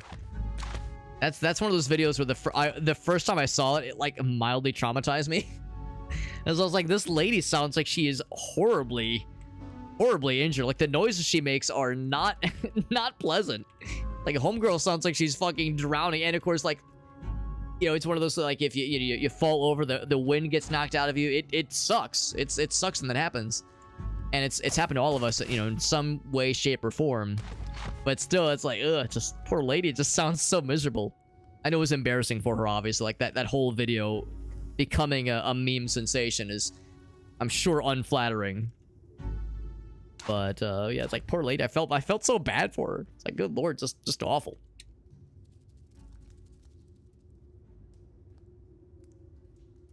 Meerkat says, if I do my darndest, will Alex take me in as his lover? I would say, Meerkat, if you would have, you know, you had your chance. You had your chance before I got married. Now that I'm married, I'm not gonna say nothing is possible. I'm not gonna say nothing is impossible, rather. But I'm gonna say it's hard mode. Now that I'm married, it's hard mode. Somebody was shooting shit at me. Who's shooting shit at me? Ouch. A slug. Where's the slug? Legit, I don't see anything. Ouch. Oh, is it this fucking dude? Is it the slug snoot? The slug snoot. He's getting my ass. How dare. How dare. Yeah, we got the nudge. That's right. The nudge summoned the Riz. That's right. The grape lady, she broke 2 ribs. Oh, God, no wonder. I've never cracked or broken a rib before, but I've heard that it is fucking awful. I've heard is like, it is extremely awful pain. Also, I'm seeing the numbers. We got a 13. That's not bad. 13 is not bad.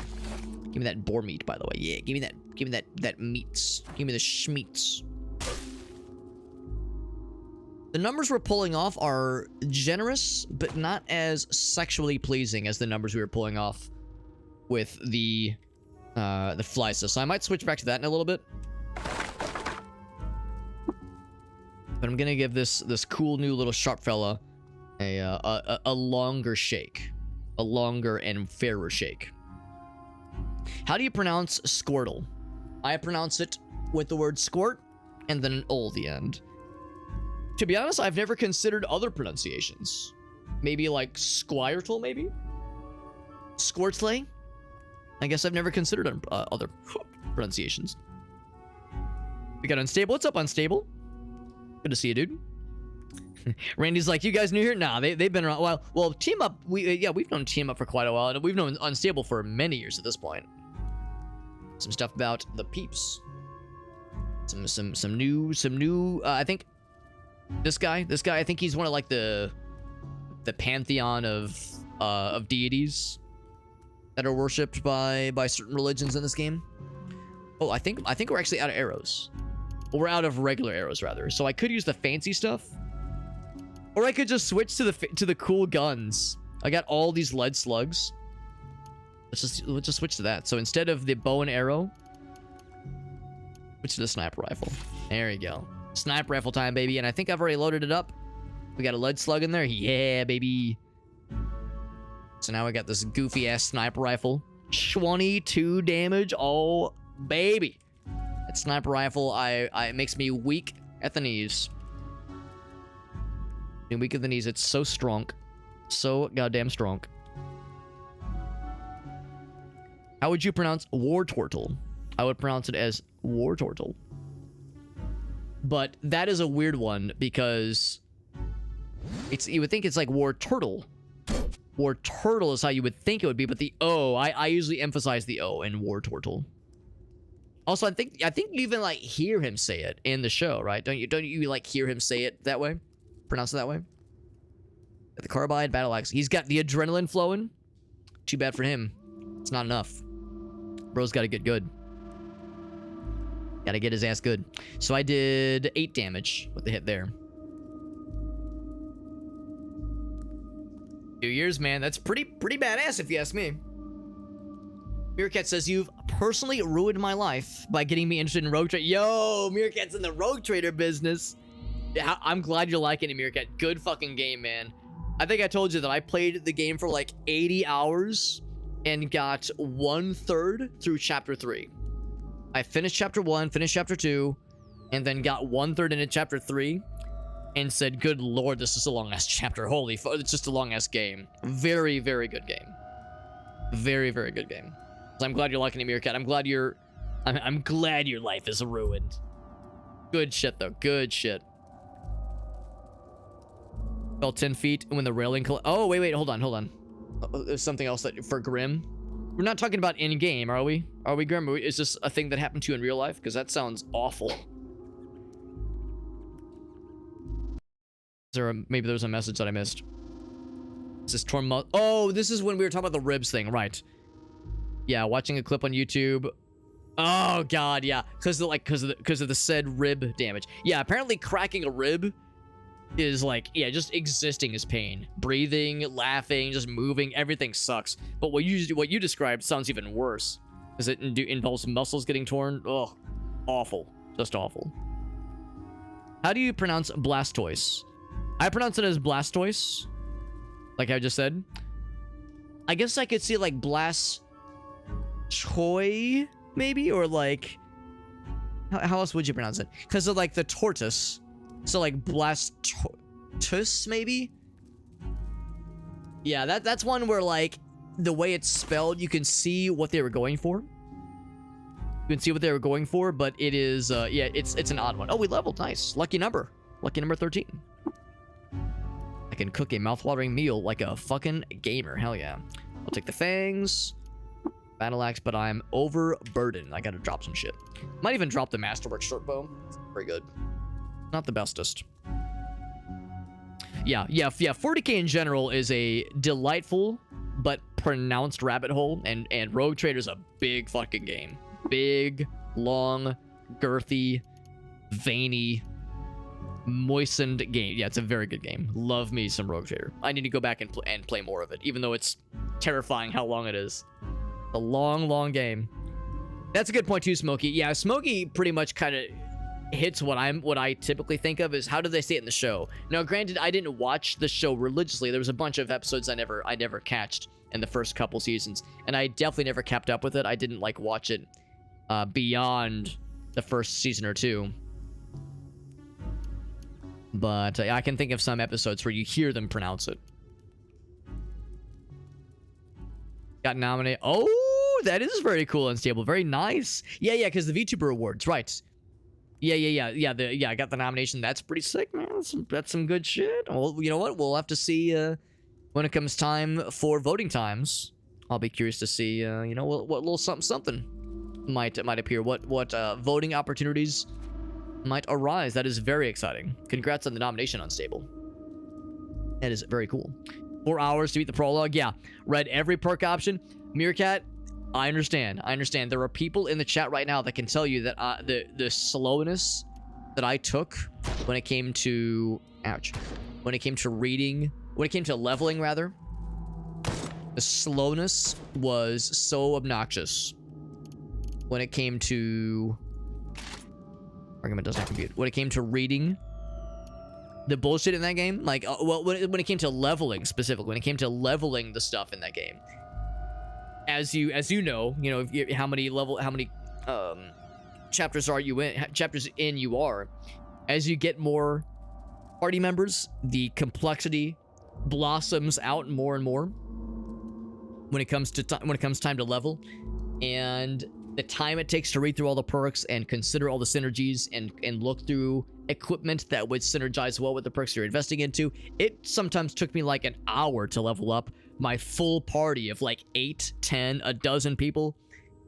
The nice thing is that, like, I was able to do some of that kind of stuff offline, or off stream rather. I was able to spend a little bit of time off stream, like research things ahead of time.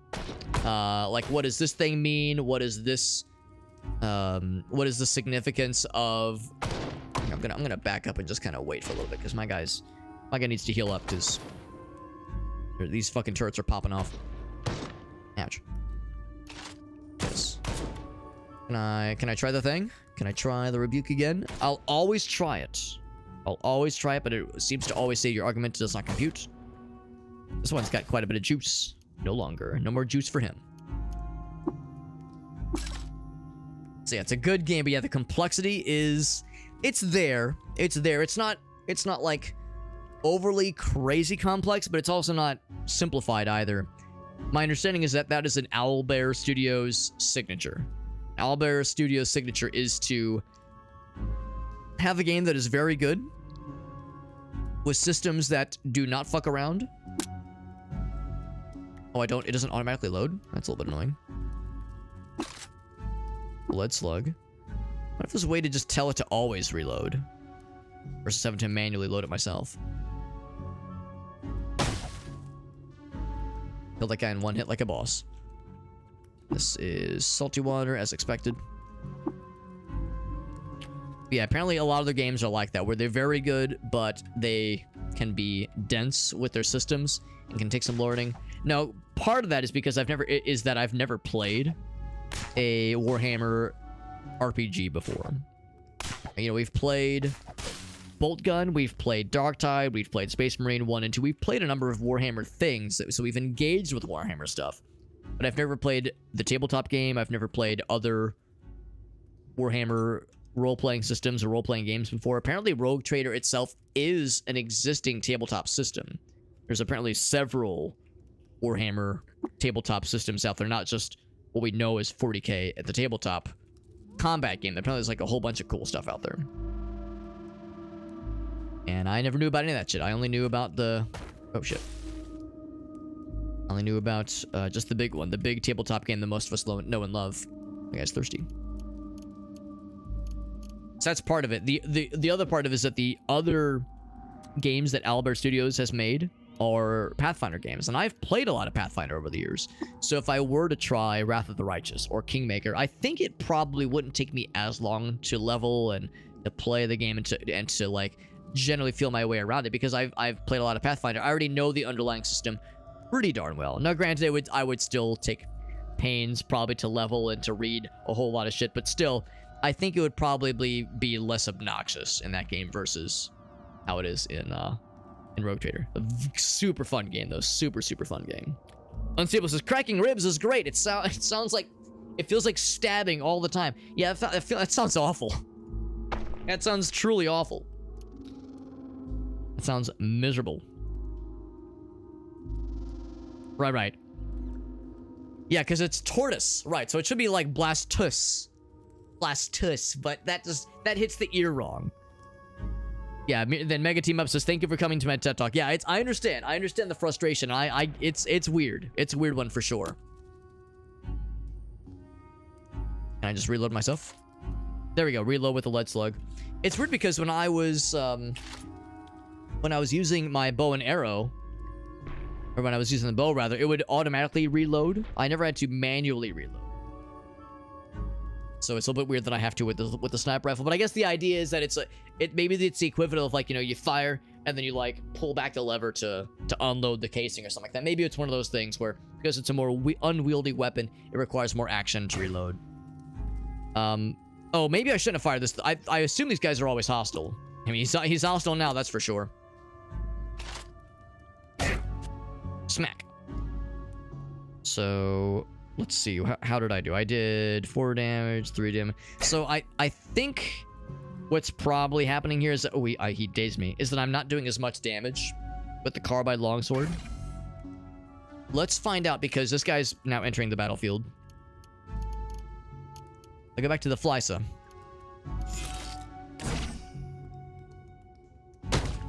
Oh, did I one-shot him? I one-shot his ass. Hell yeah. Fucking turn that man to liquid. Maybe not liquid, but I fucked him up really good. Give us more fangs. A compound bow. Compound bow. All right. I'll take a little look-see, a little looky-loo. See how that compares with our short bow.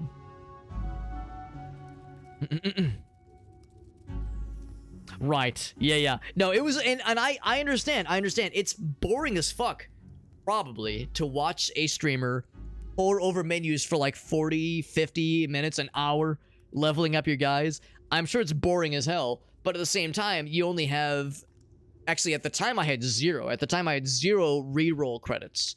So if you commit to something that you later regret, then back at that time at least, this is before a bunch of patches started to roll out, that was it. Like, you wouldn't get any other options. That you have to make sure that what you're leveling into is something you're comfortable continuing with, and I didn't want to end up with an untenable build for any characters. So, I wanted to take it seriously and do it legit, but at the same time, though, I recognized that it was boring as fuck watching me level. That's why I tried to do a lot of that stuff off stream whenever possible.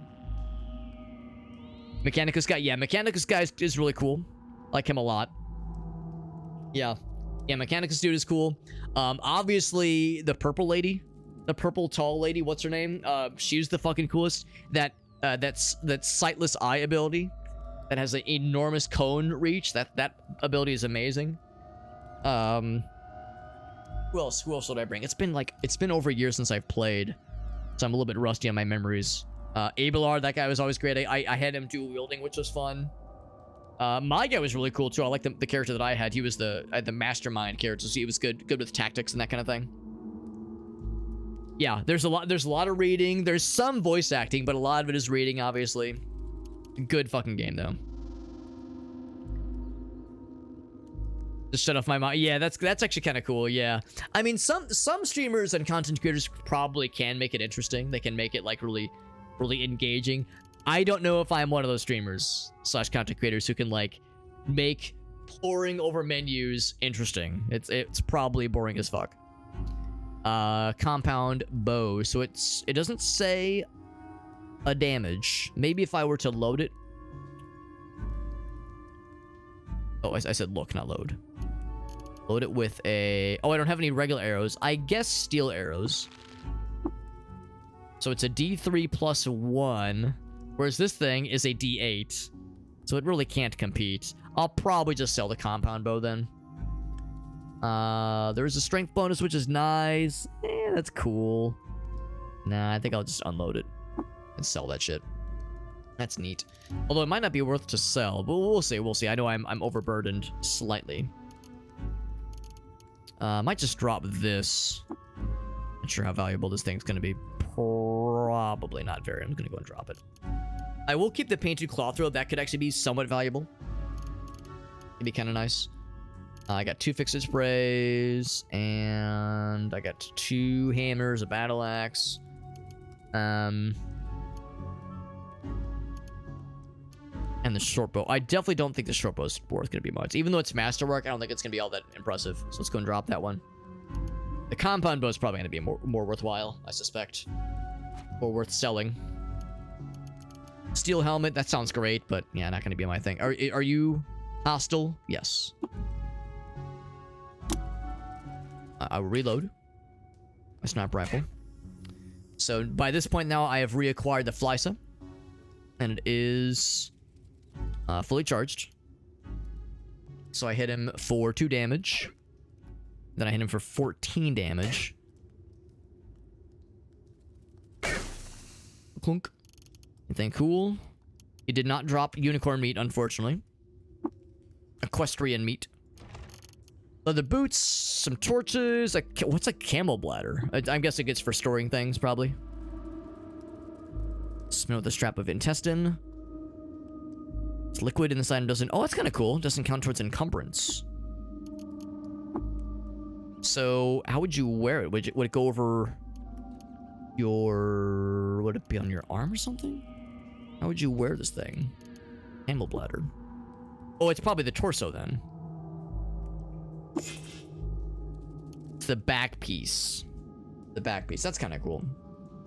Doesn't count towards encumbrance. Well, I do like having my wings, although I guess I can't use my wings underground right now, can I? Because my wings don't have a use underground. Can't fly when you're delving underground for stiffs. There doesn't have any other benefit to it. So I guess there's that, if nothing else. That's kind of cool.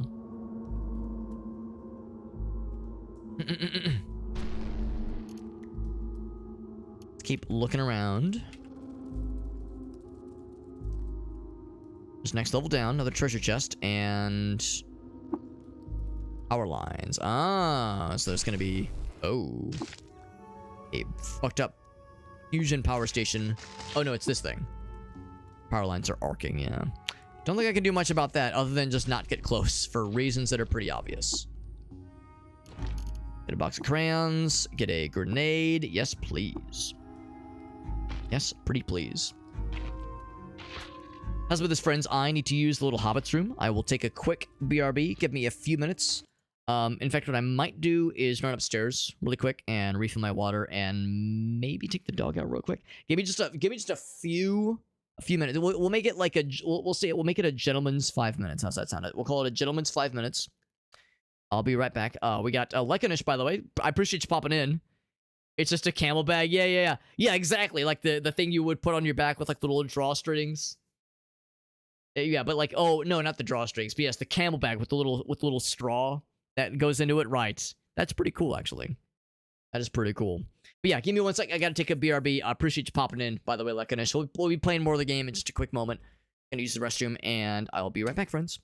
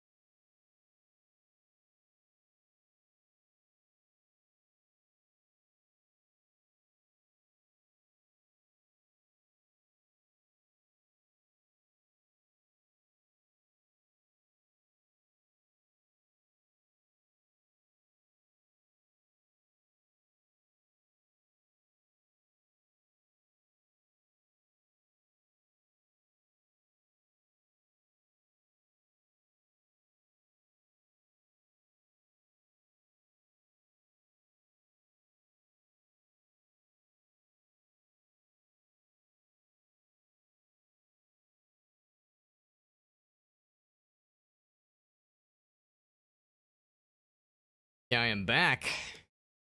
I am back, and man, oh man, let me tell you how good my bladder feels now that I took a little bathroom break. Let me describe to you in unpleasant amounts of detail just how great every hole in my body feels. I'm just kidding. I'm just kidding. But all is good. And by the way, while I was AFK, like Randy continues on his warpath. Thank you. Thank you, Randy. Hitting our boy Unstable with that gift sub. Very sweet of you, dude. Very sweet. And again, always worth emphasizing that kind of thing is never expected. It is never a thing I'm holding out for, but I appreciate that, man. Thank you, Randy, hitting us with that gift sub to our boy Unstable. Very, very generous, man. Very generous. Thank you. That's very kind. Very kind and very kind of you. I was frying some chicken. Dude, I pissed loud as fuck. Well, maybe. I don't know. I've talked before how, like, at my old place, the bathroom was very close to where my office was located. And the placement of the toilet was, like, maybe 12 feet away. Maybe 10 feet away when we're at my old place. Was, like, the office, like, the toilet was located, like, 10 feet away from my desk. But obviously there was a wall separating it, though. But I would wonder, though, if I left the mic unmuted, if the sounds of water on of liquid on liquid, if the sounds of me pissing would be obvious, or the sound of me flushing would be obvious. But I would always mute the mic just to be safe. Just to be safe. Live and drink, Lekonish, that's right. Live and drink to you as well. Speaking of which, I did refill my water. Live and drink.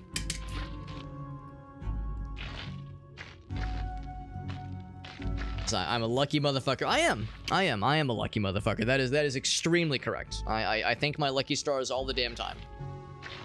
We are playing CUD though, Lekonish. Yeah, I saw Lekonish. You were saying that you've got like 1,000+ hours in this game. I have. Not to brag. Not to brag. All right. I hope you're sitting down for this number. I'm gonna hit you with a fucking searing hot number. All right. You think 1,000 hours is a lot? Yo, check it. Check it. I got. Here, I'll show you. I'll show you what I got. You're gonna say, wow, Alex, you're so cool. You're gonna say, I thought I was cool. Check it.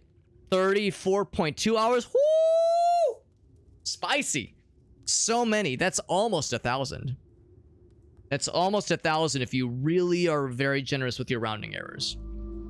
If you're really generous with your rounding errors, that's kind of close to 1,000. So, needless to say, you have a couple hours on me, Lekonish. I'm catching up though. I'm catching up. I'll be there shortly. So I got a ways to go, but I'm learning and I'm having a good time. This game is very fun. Really enjoying it. I've never really played a traditional roguelike before this, but well, that's not true. I played a bit of Cataclysm. Well, we've played a few, but I've never really stuck with one before. It's the first one I've stuck with, and I've played other roguelike things, but this one's like, this is a legit roguelike. This is a game reminiscent of the game Rogue properly. You told us you went, but didn't tell you which color. Didn't tell you which color. It was very clear. It was very translucent. I drink a lot of water. So it was very translucent, very healthy. A very healthy color of piss. A very pleasant aroma. Even a slightly salty taste. Just kidding. I'm just kidding. I don't taste my own piss. We got some oh, that's cool. You got some posters, Lekonish. That sounds awesome. Lekonish is like, this person understands how cool this game is. They're going for some physical merchandise for this game. I would actually love to see what kind of merchandise this game would have, because it's such an oddball game. I wouldn't expect there would be a ton of, yeah, like physical merchandise, posters, stickers, but that's really cool that they're out there. That's really cool. That's very, very cool. Was it dribbling out like cottage cheese, Alex? Hey, the consistency of things that my body involves when it comes to the bedroom are between me and my wife and Jesus, okay? Well, I'll have you know. What things emerge from my body in a cottage cheese-like consistencies between my wife and I and my 3 doctors? Yeah, couple digits are, like I said, if you're really generous and or negligent with your rounding errors, then it's gonna be, yeah, like they're pretty much samesies, honestly. Yeah. It's a good game. I'm enjoying myself like Onish. You can probably tell I'm level 13. Level 13. This is my first character that has like gone the distance. Or gone some distance. I shouldn't say the distance, but a distance. Because I made a couple characters that would get to level 2 and then die. Level 1 and then die sometimes. Just because I wouldn't know what I was doing with the builds that I was creating. And a lot of times I was just kind of trying shit and just see what happens. But with this character, we've actually got... we're doing all right. We're doing all right. If you've played this game a lot, you might be shaking your head at some of my decisions on investing so heavily into agility and intelligence. Maybe intelligence was good, but agility I maybe over-invested because I was originally thinking I'd make him a ranged fella. I was originally thinking I would make him ranged specifically, but I was still trying to make sure he was like kind of tough and not too shitty with strength. But willpower and ego suffered. Probably shouldn't have gone so hard on agility, or I should have been able to invest more evenly into willpower and ego, but you know, newbie mistakes, that's how it goes. But we're doing all right. We're doing all right. We got a pretty good stuff going for us. I'm pretty happy. Also, I forgot to level. Or invest into skill points, so I should look into these. Cud's a magical world for sure. Sticking to it because it gets so fucking wild. That's right. Yeah, they got some posters, some shirts. Cool, man. Like that Pulp Fiction style. I like it. I like it. That's awesome. Like Onish. Can you post a link? Please do. If not just for my own selfish gain, so that I can see what they got out there, because that sounds like something I would enjoy to see. I do like seeing what's out there. Let's see. Looking at potential things to level into. There's this meditation thingy, which of course is more of a thing outside of combat, presumably. So I don't know if I would mess with that. Heavy weapons. That's more for two-handed things, I think. Single weapon fighting, we have multi-weapon fighting, obviously. Water ritual, you gain more reputation. Trash divining. That actually sounds really cool. That one sounds neat. Piecing together random secrets from trash. But you have to invest first into tactful before you can get it, so it's starting cost of 150, so it needs 300 total to reach that. That's a bit of a tall ask. And are your cats driving you nuts, Whale? Almost time for the water bottle, he says. Grimm's pretty cool. No, I do like Grimm. No, I do like your. I very much do like Grimm. Acknowledge this gifted sub. Did I not notice it earlier? I thought I noticed that yeah, because you had gifted one to him earlier. It's like an hour ago. Yeah, if I didn't acknowledge it, my apologies. I usually don't. When it's a sub, I usually don't miss those. But Ryan, Randy, I do appreciate that gift sub to Grimm. And yeah, Grimm's relatively new to the community. But yeah, in a very short amount of time, Grimm's been like super chill this whole time. Knows this game really well, but has also popped into other things that I've streamed and been super encouraging and super positive. So yeah, we like that Grimm fella. They're pretty cool. They are pretty cool peeps. Throwing, charging, kickback. I mean, some of these things sound kind of nice. Charge also sounds cool. Charge forward 2 or 3 squares and then you have like a better penetration. Oh, that sounds cool. Juke also sounds nice, but it's a bit more expensive. Also, Bloodletter sounds dope. Short blade attacks can cause bleed, which sounds nice. That sounds nice and like fucking brutal. Hobbling, I guess that's a specific ability. Whereas this is a thing that just happens, I assume, every so often. Like it's a thing that happens, basically. Like I don't have to specifically press a thing that says attempt bloodletting. There's just a thing that can happen now. Whereas I think hobble is a thing that has like a cooldown to it, basically.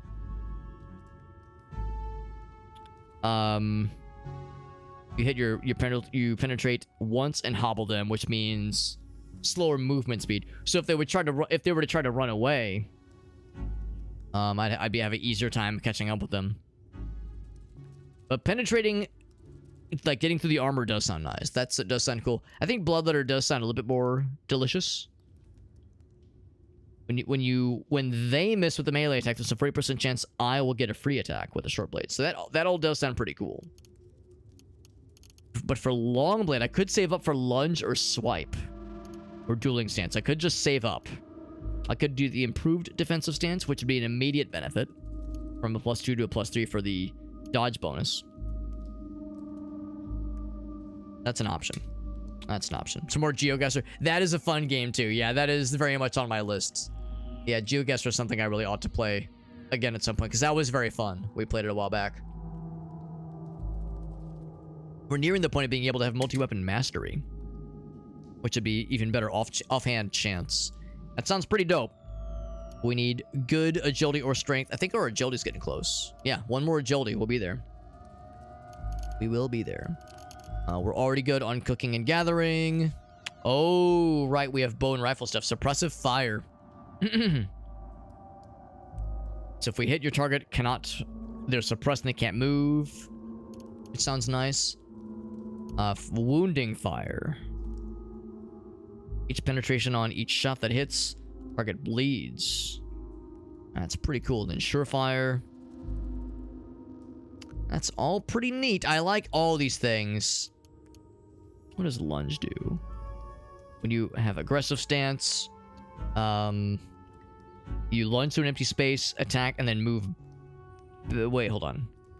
You lunge to the empty space, attack with a +2, and that's it. Whereas if you're defensive, you attack and then lunge backwards 2 spaces. And if you're in dueling stance, actually, dueling stance might be the one to go for, honestly. Guaranteed to hit, penetrate at least once. That sounds cool. And then swipe against all. Ooh, that sounds nice. Against all adjacent opponents. That does sound cool. Attack an opponent, attempt to disarm them. That sounds dope. Yeah, dueling stance might just be the one, honestly. +2 to hit with long blades and short blades. Yeah, I think I should save up for dueling stance. Unless there was something that cost 50. If there was an easy low-hanging fruit for 50.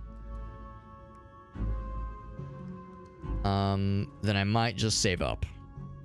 I might just save up. Is there anything for 50 that I've been hanging on to? I mean, depth throwing, we never really throw things. Missile weapon at a target in melee range, which never really happens. I think I'd probably just save up. I mean, setting bombs instead of grenades instead of bombs, maybe. We need to get the starting wayfaring skill for that one. I could learn about cudgels, but we don't use cudgel things. I could go in on physicking, which would mean my bandages would be a little bit more effective. And I'd be really good at voluntarily amputating my own limbs. You know, in case you just want to for fun, as a treat. I think I'm gonna save. I think we're gonna save the points and go in on that dueling stance. That sounds too good. Too good. Yeah, swipe. Yeah, exactly. Swipe sounds so nice. Yeah, GeoGuessr's fun. We love me some GeoGuessr for sure.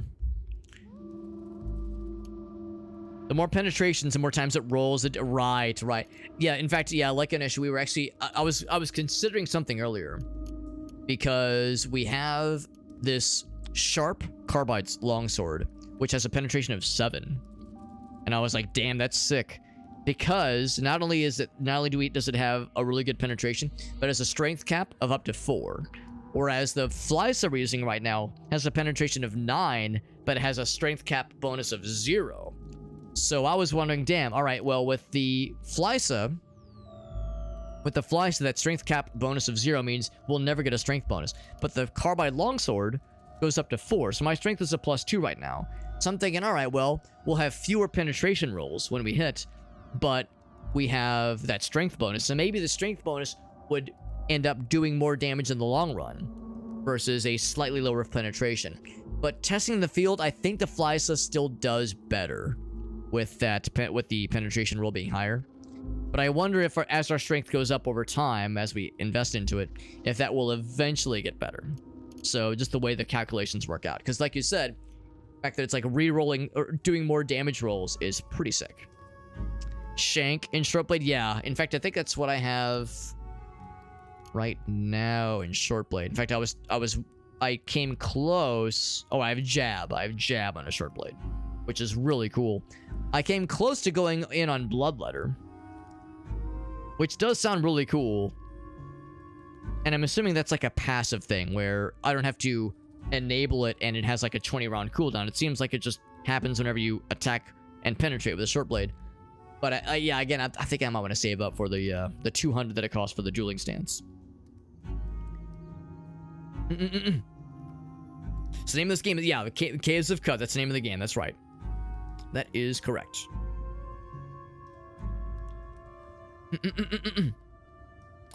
And then, yeah. There we go. Penetration from 9. Yeah, no strength modifier. Low strength characters. Right. Exactly.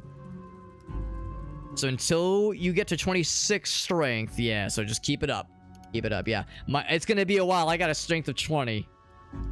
That's pretty rough. Yeah, long blades are great, yeah. But then shank is a thing later. Oh, it's down here. I didn't even notice it. Okay. So I need to get that agility up to 27. But once we do, I mean, really, we're not that far off. We're not that far off from 27 agility. So, because that's the thing, we have our offhand is a short blade. So we got long blades and short blades as a mix. Let's do penetration rolls. Wow, that's pretty cool. That is pretty cool, and that would synergize well with Bloodletter. That's pretty sick. I like it. Thank you for pointing that out to me. That's very delicious, extra delicious, just the way I like it. Let us continue. I don't want to get close to that thing. I'm just going to give that a fairly wide berth if I can help it. Oh, never mind. I think it did damage me. Oh, maybe not. Okay. I just noticed I was like 20 damage, 20 health below my max. Something got me earlier. Probably when I fought that white. W-I-G-H-T, the white. He's white. Reach shank again. What did I miss? What did I miss? It says cooldown, make a melee attack. Short blade. Primary or offhand, okay. And so that does have a cooldown, which is not too bad, honestly. And it's a +2 penetration rolls for each negative stat. Right, so like, well, maybe I'm mistaken. It sounds like, yeah, it's like if the target has negative status effects applied, then shank stacks really well with like better penetration, like obviously more damage. So if you could cause bleed, and I don't know, sometimes you can cleave. Some attacks or some weapon types cause cleave. I'm thinking if there was like a bunch of negative stuff you could put on them and then fuck them up, then shank can get him really good. Okay, I didn't realize you could stack bleed. I thought you would only like just have bleed proc once. But if you can put multiple oh, there we go, can stack a number of times. There you go. So that was a detail I did not know about. Right, damn. See, that makes me tempted to just go ahead and get Bloodletter now, knowing that the bleeds can stack. That's sick. That is sick. 75% chance too. But I mean, the dueling stance thing sounds so cool, man. Damn. Wish I could just have a really good idea and just suddenly get 50 skill points. This dueling stance sounds great. Yeah, that's pretty good, yeah. Because that thing, my guy's an agility fella for sure. And again, it'll be a while before we can actually get shank. Okay, I'm getting Bloodletter now. I'm not waiting. I'm getting Bloodletter now. Well, in 2 more levels, I'll get the dueling stance. In 2 levels. And just to be clear, right, so that's a passive skill. I don't have to do a thing to initiate a Bloodletter chance. It will happen on its own. 75% chance to happen. That's huge. Yeah, getting the bleed is good for sure. For sure. That's very, very cool. Thank you for pointing that out. Whoa! A white of a Golgotha electromagnetically pulsed towards me with a wall of force. Oh, there's 2 of them. One is a fella, and the other one is a fella. What was special with him? He's colored differently. There is a folding chair and a bunch of electricity. Oh. Did I step on a thing?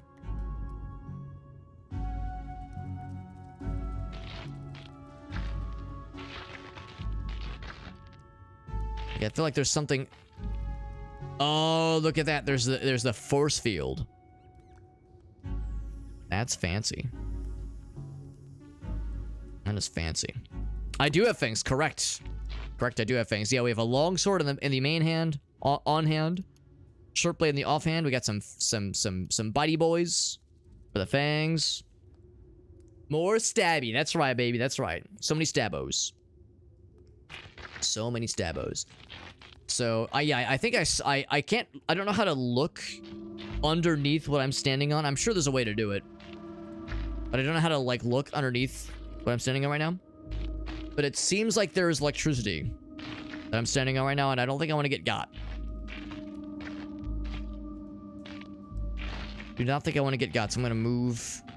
Oh, it's emitting from me. That doesn't seem healthy. Metabolizing defensive. So it's not like a status thing, I guess. But he did hit me with the electromagnetic pulse. It's okay. So like, all right. So I guess if I was a robot, or if I had robotic stuff on me, that would potentially be not good for me. Two of these guys. What? Let's see him. I've hit him first. Maybe, what does he have? He has carbide hammer, fangs, and the skin suit. Skin suit. What a serial killer. Longsword, ape fur hat. So I'll focus the bottom one first. Bet your bottom dollar. Should be able to get him pretty quickly here. Bloody, sappy Gyre White of a Golgotha. I'm doing the most of damage. My damage is just kind of so-so. He's dead. And then I fucking critted his ass for 9 damage. Delicious. That was with the fangs. He's dead. And they dropped a bunch of stuff. So they gave us... Can't imagine the ape fur hat's gonna be all that good. That one is pretty cool. Get one of those guys. Look at the fangs. Fangs. The gross ones. There's a carbide longsword. Probably not gonna get another... Oh, that has... something. It says EMP. It's pulsed. Curious. Sappy, salty, bloody human corpse. Just the way I like them. Did it get turned off? Oh, maybe that's why the damage was shitty. Was shittery.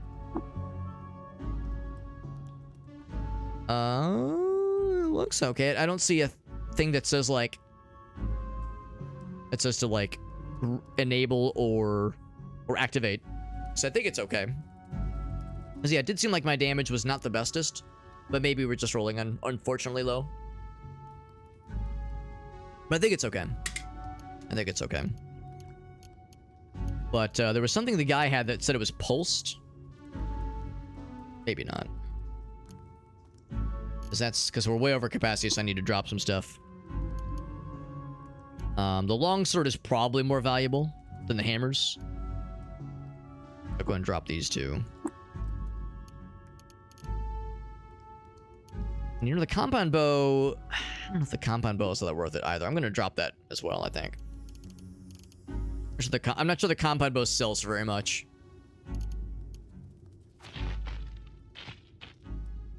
It would say EMP. Oh, okay, so the other guy's hammer got pulsed. I think this one's okay. Can I say show effects? Yeah, this one's fine. We'll just check that way. Drop the hammer on somebody. The band hammer. There is a metal folding chair. I will disassemble it. Give me some tinkering bits. Give me the bits. I will open up this guy. There's a weird artifact.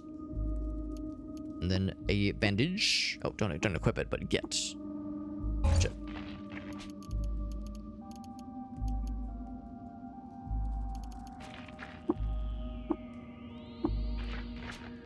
Like okay, yeah, I did take the did take the bandage. I was like, I don't want to equip it. I just want to get it. I want to get that shit. And then what is the weird artifact? Let's find out. It is 1 pound. It's probably not going to be anything exciting. Freeze grenade. That's pretty cool. It's nice. I could clean stuff with salty or fresh water. Is it worth cleaning? I assume that there was no negative for things to be stained. I was assuming it wouldn't be like negative. I mean, it probably looks funny. Probably looks weird. That it wouldn't be harmful necessarily. Anything else I would do best to part with? We have some armor things I probably don't need. Painted cloth robe. The painted part probably doesn't make it all that useful. This thing actually might sell for a decent bit. We'll sell that one. I think we'll drop this guy though. Less chance it'll run. Oh, good to know. Okay. Ah, that is helpful. That is helpful. In that case, yeah, next time we see... I think earlier there was some salty water. Next time we see some salty or brackish water, I might just clean stuff off that way. A bizarre contraption. Bizarre indeed. Closed door. Whoa! A sprouting orb. Is that the guy that, yeah, they created these walls? I have a chat. He refuses to speak with me. I have a kill. He's dead. And he dropped blood. Blood and sugar and salt. So sun liquids. Yeah, the putrescence. Yeah, I've seen the putrescence, and I thankfully didn't have any issues. But I just the name made me wonder. Like I remember taking pains to avoid it because I was concerned that it was going to be something not good. It's the word putrescence. I was worried it would like poison my guy or something. Just cause something that's not good. Sounds like I was correct to give it a wide berth. Could repair it if I wanted to. Just takes some scrap metal. Not gonna bother though, but that is neat.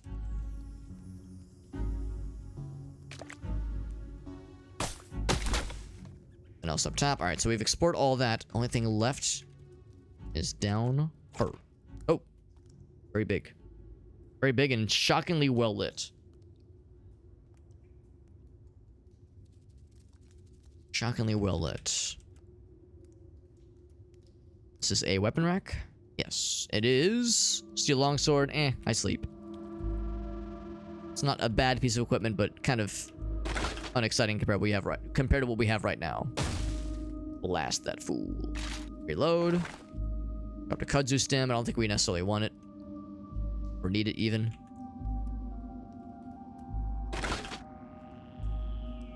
Oh, did I not check this one? I thought I checked this one. Steel potter's knife. That's actually what we have right now. As our offhand. We have a steel potter's knife that is just named funny. I think that's all it is, really.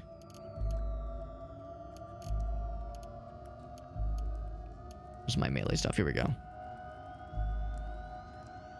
Basically, we have is our offhand.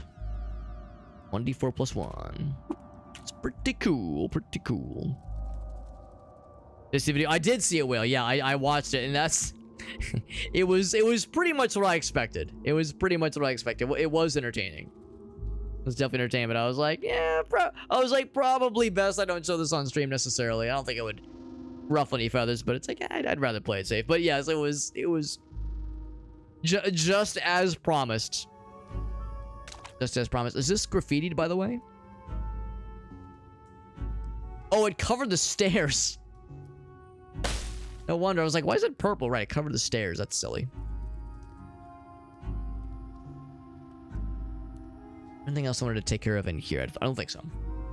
Do not think so. Going down. Are these guys gonna try to fuck my shit up? They are hostile. Whomst is this? Oh, it's a statue. Just a statue. So I'm not gonna wait around. I know these guys are gonna be not happy to see me. Hit him with 13 damage. Bloody his ass. Don't actually bloody his ass though. Yeah, I did really good damage with the Flysa, no question. Now this guy's here. I think I'm more concerned about the white than I am about the Equimax. Neither of them are particularly scary. 18 damage with one hit. So there you go. That's indicative of just how spicy these things are. And then they, I think, critted me. Oh, there it is. They're bleeding and then bleeding from another wound. So there we go. Now we're seeing the fruits of our bloodletting labor. So now everybody's bloody.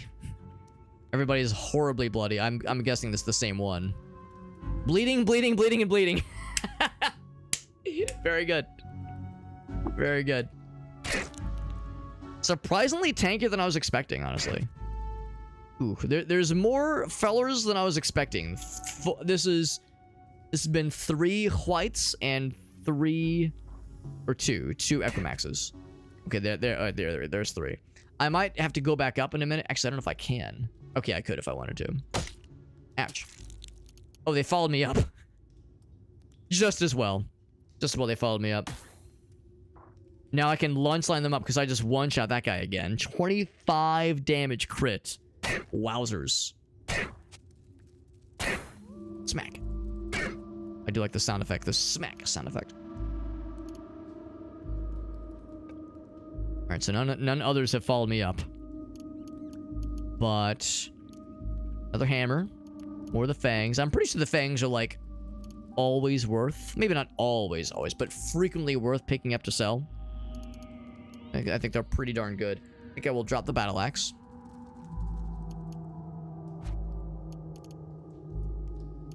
Anything else that I wanted to pick up? I don't think so. Smack. Who else is wounded? Perfect. I want to like who else needs some spanking? Oh, I just did something. Not sure what that was. Like something weird happened with that one.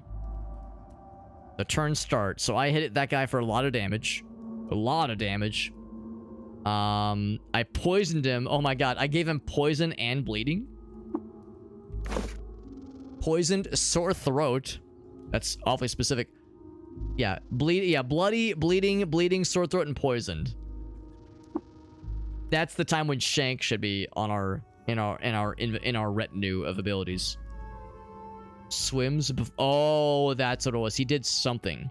Swims before your eyes. Swims before your eyes. What does that mean? He must have done something to like. Oh, maybe I have an effect. Nothing. No. Yeah, I'm not sure what that means. Swims before your eyes. That is strange. But I mean, I'm not concerned. He's dead. And the 2 unicorn fellas are not far behind. It's kind of probably for the best that I backed up a little bit, because this was a lot of things to fight in pretty short order, pretty short succession. Yeah, exactly. I'm not sure what the sore throat thing is. I'm guessing it's maybe indicative of a disease. Lacquered carbide dagger. That's probably pretty good. Bloody carbide dagger. I'll grab that. Chain gauntlets. I think that's kind of what I have. What do I have right now? I have steel gauntlets. They're spiky. These things are... What are they? They're just gauntlets, but they're lighter, I guess. And actually, for that matter... Yeah, I think what I might do is switch these out, actually. Oops. Because I never fight unarmored, or unarmed rather, so the spiky aspect wouldn't really do a darn. Wouldn't be worth a darn, I don't think. I'll throw a bunch of corpses. So... Yeah, it's a little bit heavier. It's like, I don't think it really matters. Just equip that shit. Go ahead and drop the spiky boys. Or disassemble. I guess I could disassemble. Sure, let's do that. Meerkat says, biggest poop of my life. Not painful, but impressive. Not painful, but worthwhile, I would say, from what you're describing.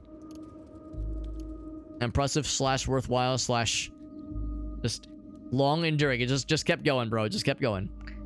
Lacquered means it repels items or liquids and cannot rust, which is nice. That is nifty.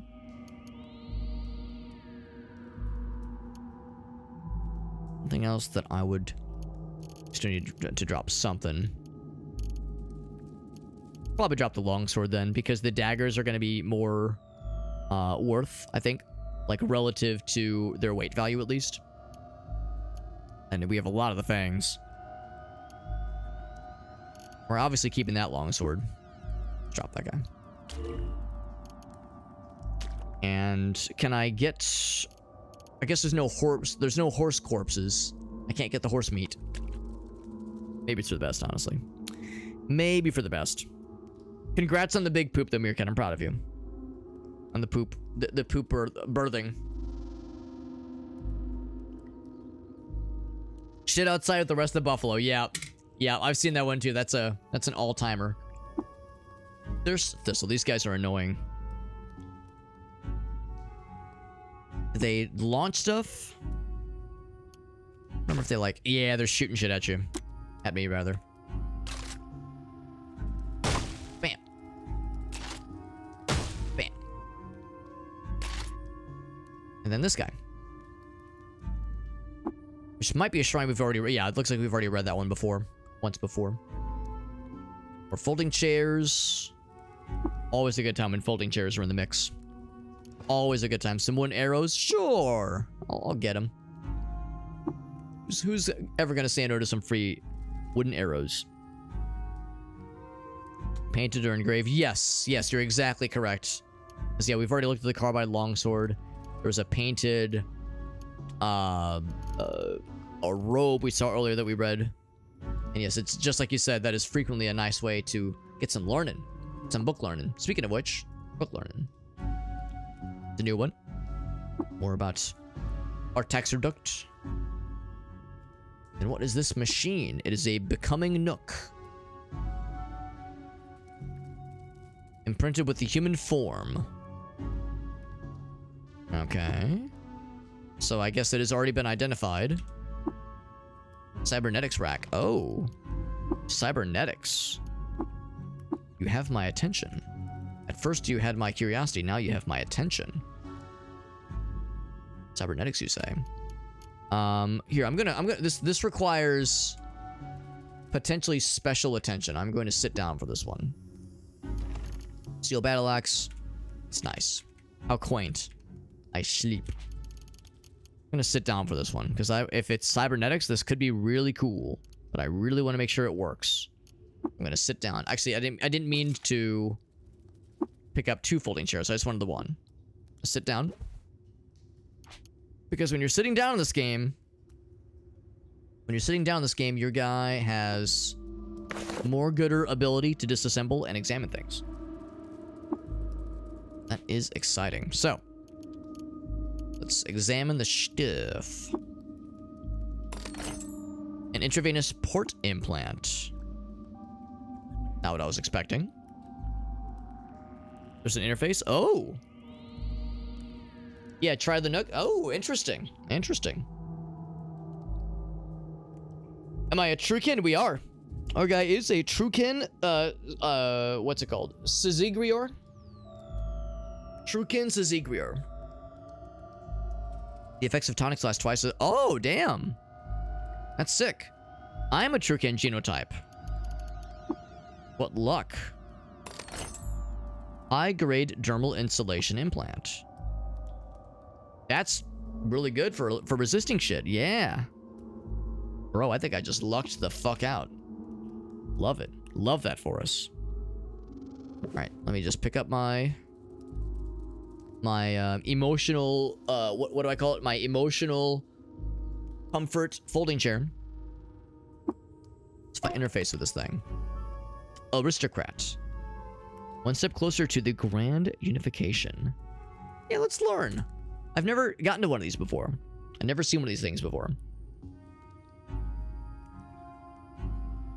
Or chat friendly. Oh, thank you, Randy. I appreciate that, man. I appreciate the kind words. Just trying to decide who to give this up to. I'm a side with Grim on this one, where it's like, you know, you've already done so much, Randy. You've already done a lot, and you've gifted a bunch of subs over the past couple of days as well. So, yeah, don't want you to stretch yourself too thin. But of course, I appreciate you being here. That goes for everybody. Of course, I appreciate everyone being here, but I don't want anybody to, you know, to do anything beyond their means when it comes to, you know, going ham on the gift subs or the cheers. I think that kind of thing is never a thing that I'm like actively striving for. Of course, it's always appreciated, but yeah, it's never a thing that I'm like sad if we don't get enough gift subs or that kind of thing. It's never like I measure a stream by financial, accrual. That's never the main thing that I'm gunning for. I'm just happy to be here, happy to be chatting with folks, having a good old time and playing some good games. You have implants installed at becoming nooks, such as this one. Cool. How many can I install? Insightful question. Thank you. I thought of it myself. There's a point cost, and the total cost cannot exceed your license tier displayed at the bottom. So I have 2. Print is 2. Upgrade your license nook by spending the cybernetic. Oh, I have 2 credits. And I uninstall implants. Most finely uttered. Oh, so flattering. So complimentary. Freely install and uninstall at a nook. Some are destroyed when uninstalled or cannot be uninstalled at all. So I have 2 cents. I have 2 cents of cybernetic fun money. Cybernetic monopoly money. Cybernetic's credit wedge. 2 cents. Look at that. So cool. 2 pennies. 2 pennies of upgrades. I got the SmackDown folding chair. That's right. You know that clip of, I don't know which one it is, but there's a professional wrestler and he's in a match and it's like a Christmas themed match, and there's something happening where he's got a guy in the ropes and he looks over to the corner and there's a Christmas present in the ring, and he goes over to it and he opens the Christmas present and he pulls out, it's a folding chair, and he looks back and just grins with a big old shit-eating grin. Like, oh, you shouldn't have. I love these. I fucking love that clip, bro. I never watched professional wrestling back in the day, but I love that shit. Love that shit. Now, it was John. I think you're right, Mirka. I think that was John Cena. And his name is John Cena! Anyway. So I'm gonna see if I can upgrade my stiff. I'm assuming that it's not... I'm assuming that I might as well upgrade this now. Like, I might as well.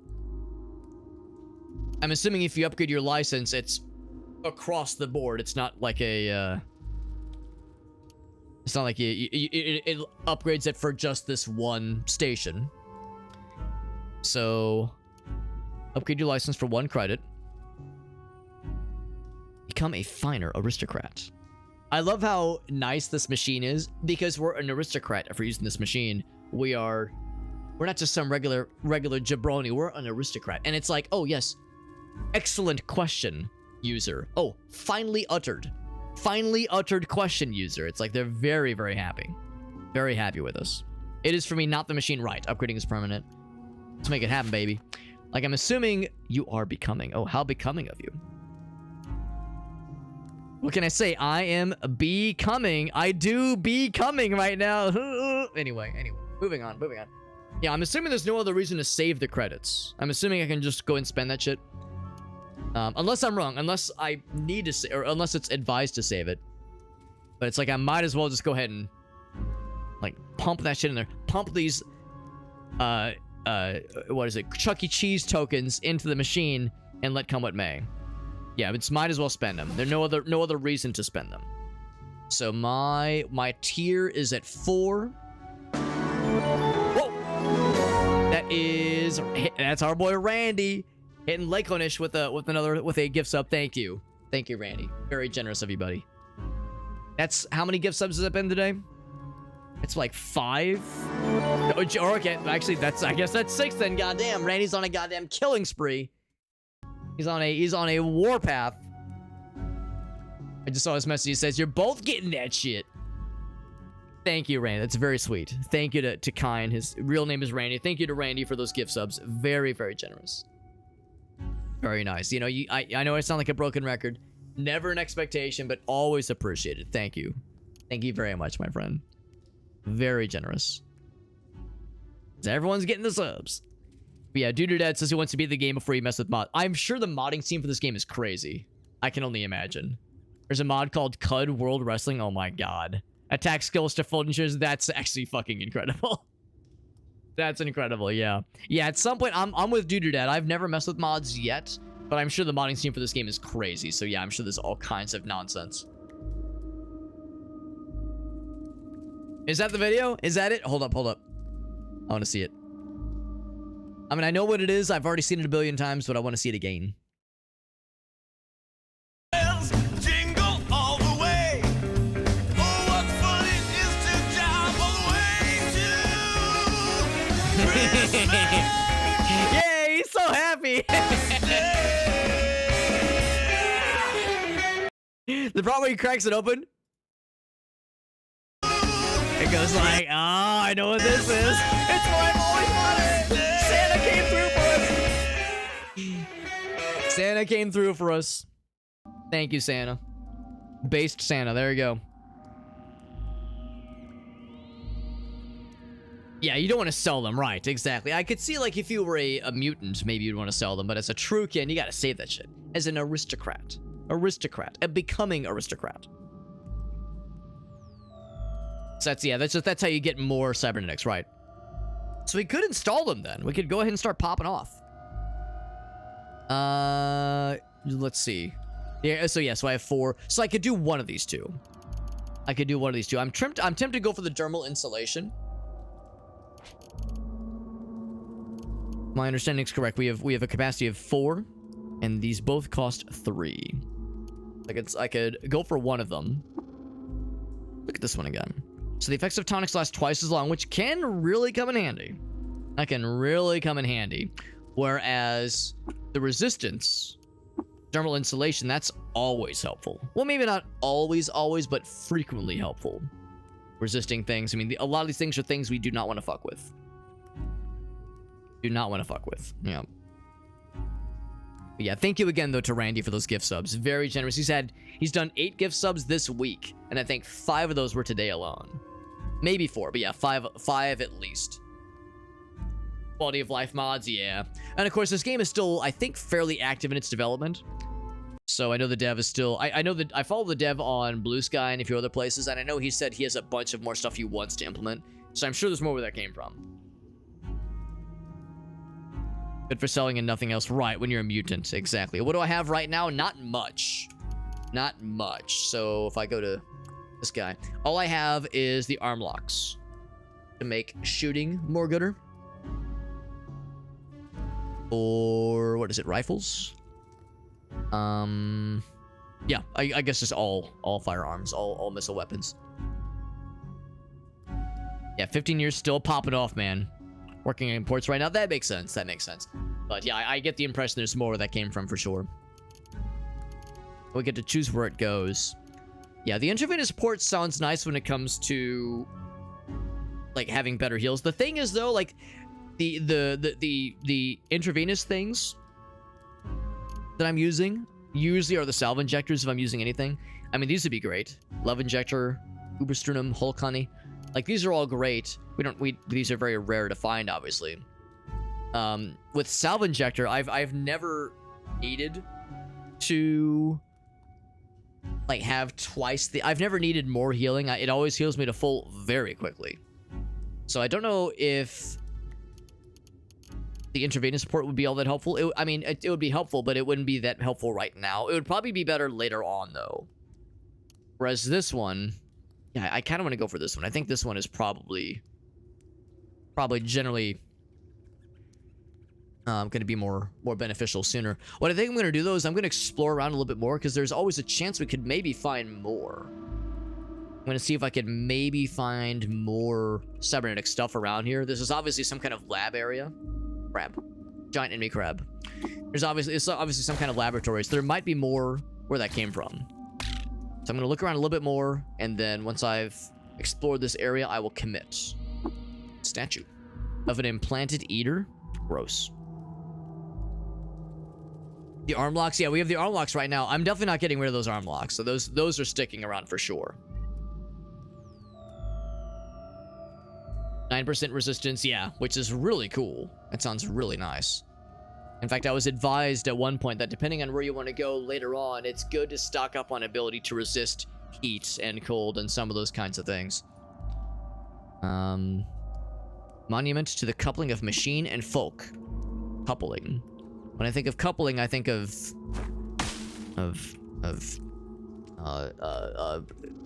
physical interactions between people who like each other very much, people who fancy each other very much.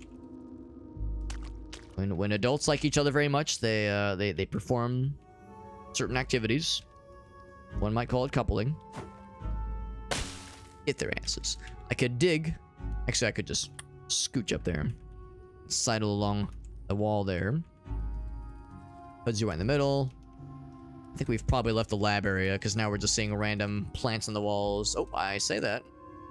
See a bunch of empty bookshelves. Man, that's a sad area. Bunch of empty ass bookshelves. Nothing in there. I think they're all empty. They're all empty. Just a little storage area then. So in that case, might as well commit to getting the goods.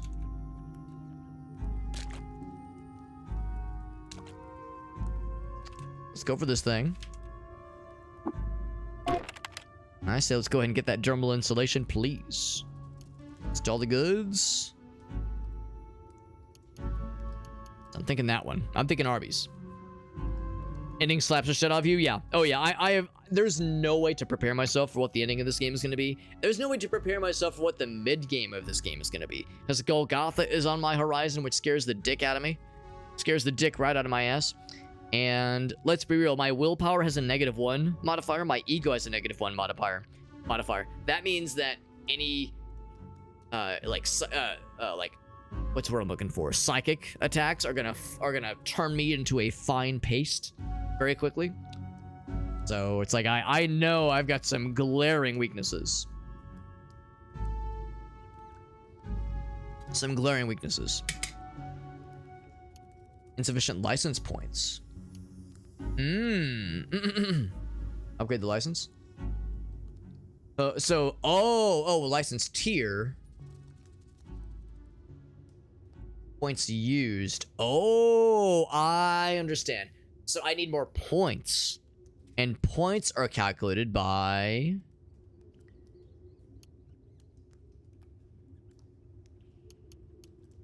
Name's gonna install. So it can't exceed your license tier. Okay. So the maximum would be 4, but I've already used 2. I see. So I need to upgrade. I need to upgrade the license further. I need to upgrade the license further. That's the key. So I would need 5. I'm 1 point short, basically. Flexibility, say find the credits. Yes, I need to find more of those things. Get more credits, find more cool implants. But we'll hang on to these. That is really nifty. We'll hang on to them. And look towards eventually installing them. That's pretty sweet. Pretty gosh darn sweet. Yeah, things seem great right now. I know that once I enter Golgotha, I don't know the details, but apparently once I enter Golgotha, I'm gonna have my butt thoroughly reddened. Both cheeks, nice and pinkified from some powerful spanks. And not the good kind, not the fun kind of spanking. The kind that my wife does to me in our bedroom. With the paddle, the one with the holes in it, you know, the good shit. Not that kind, not the fun spanking that hurts, but kind of hurts just right, you know, in a good way. You know, just you know what I'm talking about. Anyway, not gonna dwell on that. The beast with 2 to 9 backs. Yes, with all the mutations and extra heads and arms and legs you can grow. Dude, your dad says you were gonna be playing some. I mean, it's never too late. Cud is always there, ready, willing, and able. Always waiting. Let us descend further into madness. No, Shayna's like, she keeps trying to like rub her gunk, her like cat gunk on my hands and like jump on the table. She's popping off right now. Randy says I could buy everyone something. Yeah. You've already done so much, kind. You've already done so much for us, Randy. We appreciate you, buddy. Is this classic mode? Yeah, this is classic mode. Yeah, you know, no shade towards anybody who wants to mess around with like the role playing kind of free play mode, but I want the standard experience. I want the standard Caves of Cut experience. I want to do it right. Blam! 20 damage. Reload. Ouch. Critical hit for 1 damage. Is that a sick crit for 1 damage? Crit for 5 damage. And then I cause him to bleed, and then he immediately stops bleeding, and now he's dead. That's how that works. And then a hydrate. Hydrate so you don't dehydrate. I get Shayna. Her name is Shayna. She's an old girl, but a good girl. She's an old girl, but she does her best. Yeah, my wife's family got her when my wife was 13 years old, and she is turning 31 in a week from now. So we suspect, you know, doing the grade school arithmetic, that Shayna's probably somewhere close to 19, maybe 20 years old. She's an old girl, but she's a sweetie. She's perhaps the most affectionate cat I've ever met in my entire life. She is always down for lovies. Always down. Oh, poison. Cringe, bro. Poison. Gonna cause poison in today's highly charged political environment. In front of my garden salad, really? Really, bro? Poison? So fucking cringe, bro. Let's make room for the stuff I just picked up, because I'm taking up stuff in my inventory. But anyway, yes, she's an old girl, and she gets some medicine every day. She's no spring chicken, as they say, but she's a good buddy. A good old kitty cat girl.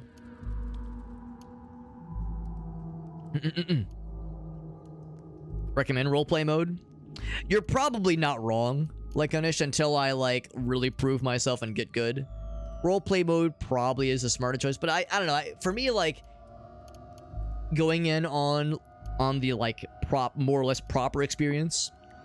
Just drop these things. Oh, I should simplify that. I should turn that into jerky at some point. So I'm gonna go back upstairs because this poison, I know I'm gonna be able to survive the poison just fine, but now I'm ill for a while. I'm just gonna like rest up for just a quick meowment. My guy's getting hungry anyway, so let's take this as an opportunity to make a camp. Hostels nearby. Oh, I guess the kudzu considered hostels. If I go up here, hostels nearby. What if I go back upstairs? Will that make you happy, video game?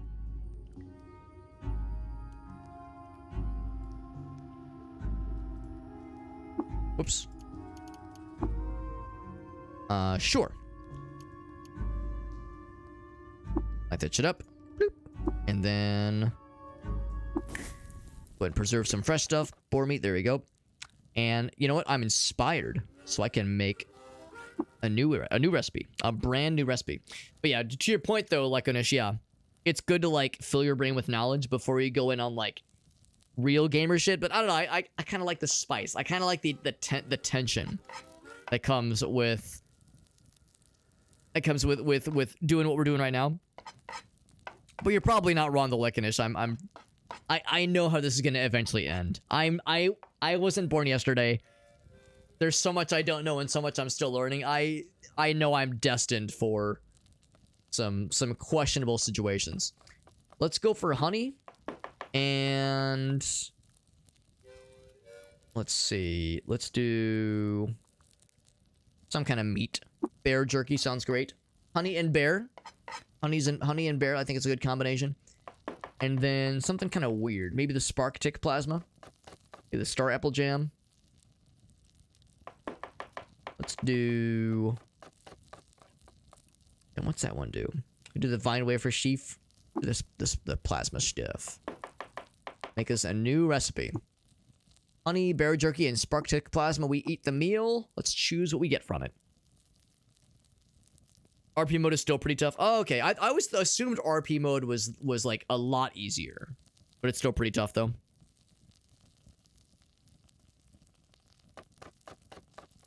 Have a good night, Graham. Thanks for hanging out, buddy.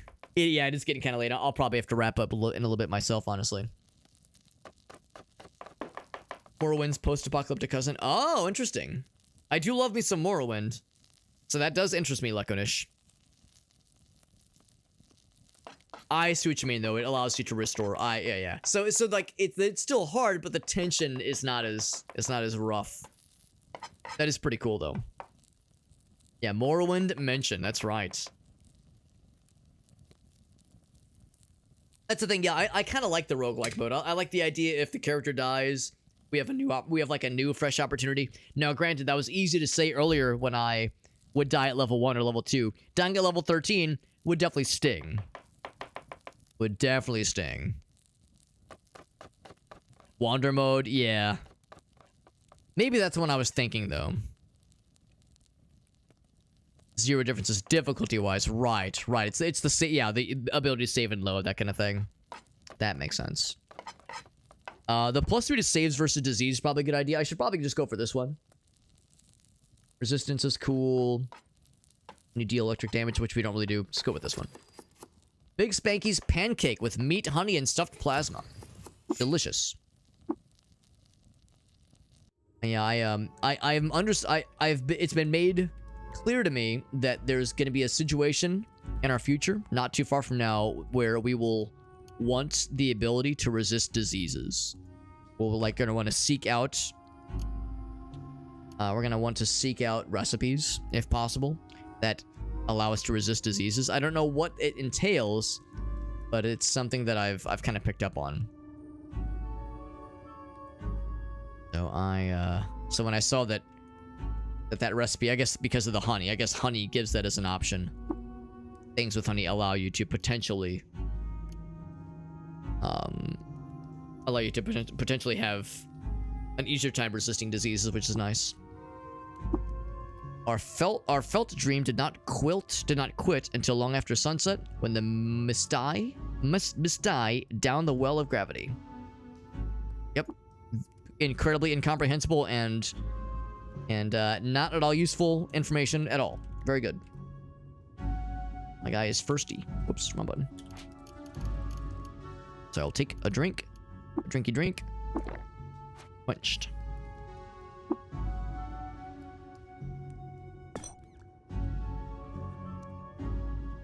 The door there is curious. Oh, I appreciate that, Ryan. I'm sorry, Randy. My friend Ryan was hanging out the other day, so, like, names that begin with the letter R, that's where my brain goes. But no, I appreciate that, Randy. Yeah, I mean, I appreciate people hanging out with us. I know this kind of game is not everyone's cup of tea. It is very much my cup of tea. I love this game.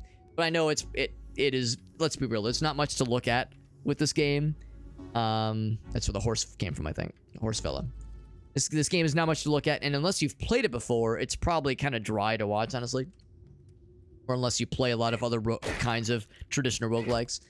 So I'm happy to have you here, though, Randy. And I'm grateful that you find the game, or the stream at least, interesting and entertaining.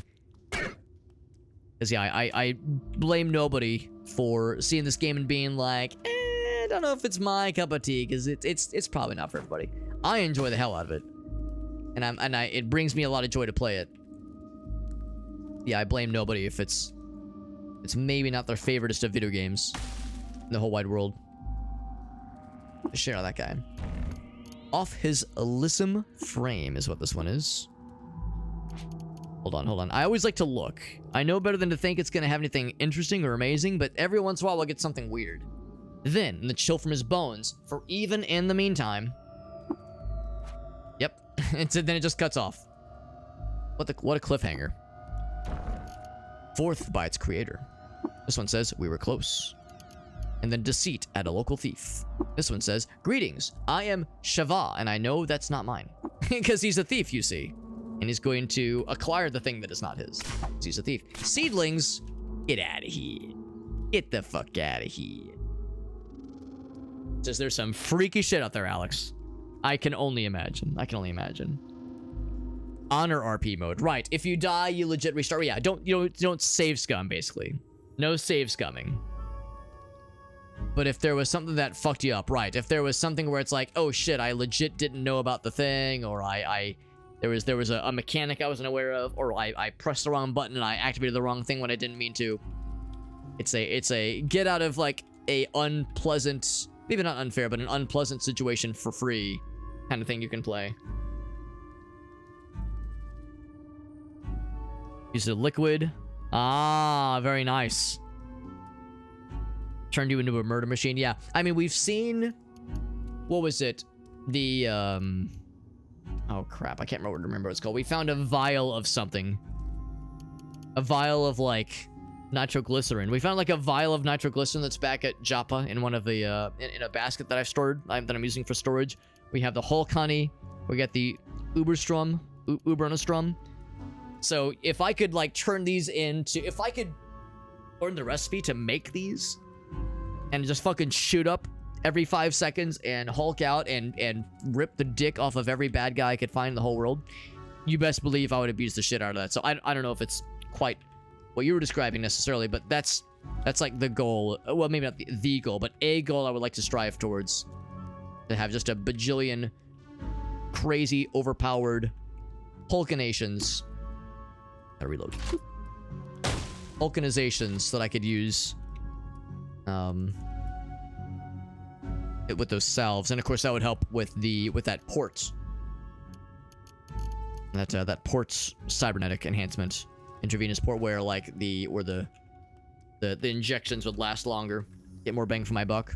Sounds pretty sweet. Sounds pretty sweet. Max speed, auto explore, yeah. I do take my time for better or for worse. For better or for worse, I do take my time. Part of it is because I don't trust myself. I'm worried I'm gonna click into a area I should not have clicked into, and that I will be Sag, and also be Dej. I'm worried that I'll like get got by my own ineptitude. So I try to take it slow so that I can give myself a chance to not like step on something that will eat my entire butt. Eat my entire ass. Try to avoid that if I can. Was it the neutron flux? Yes, the neutron flux. Yeah, I found a vial of neutron flux at like level 2, which apparently was extraordinarily lucky. And I don't know what to do with it, but we have it. There's stuff that can wax you before. Right. You're like, wait, what even was that? I know that you can get decapitated. I know there's stuff that will just have a chance to decapitate you, and if you fail the roll, or if they succeed the roll, your guys just, unless you have another head, just gonna have multiple heads. Unless that's the case, then you get got. Sorry about you just get got. We're 1 pound over the line. 1 toke over the line. What should I remove? So you turned into a oh, it actually turned you into a thing. I thought you just like hulked out with some crazy, yeah, like with some kind of injectable stuff. But no, you actually turned into a crazy creature. Crazy creature. Oh, God says it's no Corpse Keeper. Yeah, that game is really cool. That game is really cool, and I honestly would be down to play more of it. So it is very much a thing I'd be down to experience more in the future. Let's do this. I'm going to pour all my water into my camel bladder. Oh, no, I guess not all of it, but a good bunch of it. And then I'm gonna equip that on my back because we're underground anyway. Might as well.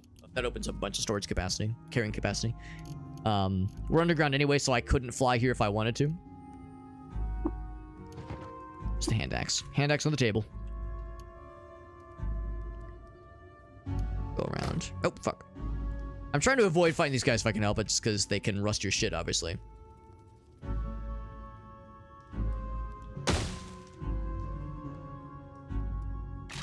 So I'll blast him as well.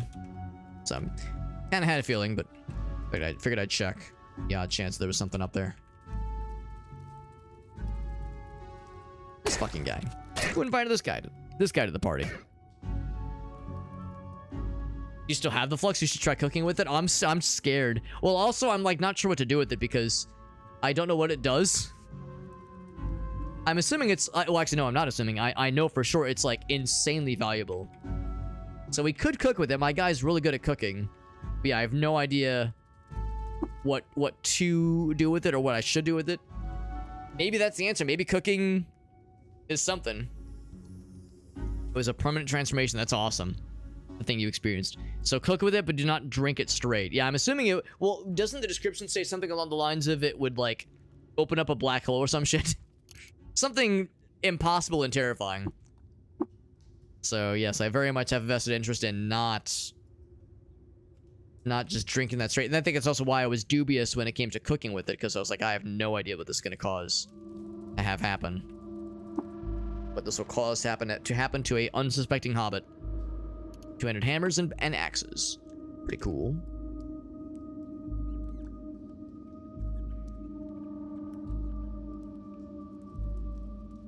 It's a little bit more over on her. Fire on that guy. Hit his ass. Is a dead end? Of course it is. Hit that guy.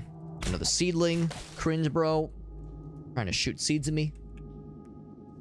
Super cringe, if you ask me. Boop. This is another dead end, so it would seem. Don't want to spoil the fun. It is something, though. It has uses. You drink it. Oh, God. Throwing it? I'm guessing, yeah, if it's nitroglycerin or a black hole in a bottle, that, yeah, it just fucking kills everything in the near vicinity. So, yeah, I probably shouldn't just throw it or blow it up willy-nilly. Phenomenon. Exend will act as its people had, and who wrongly imagine themselves above the insulation shrub. Yep. Very good. And then this one says, the nethermost reaches. If the prey is killed, the rhizome on choppy waves and break on the other. Some AI generated shit right there. Span between Ursine. This poem serves only as a trophy. All right. And I shall take it as a trophy.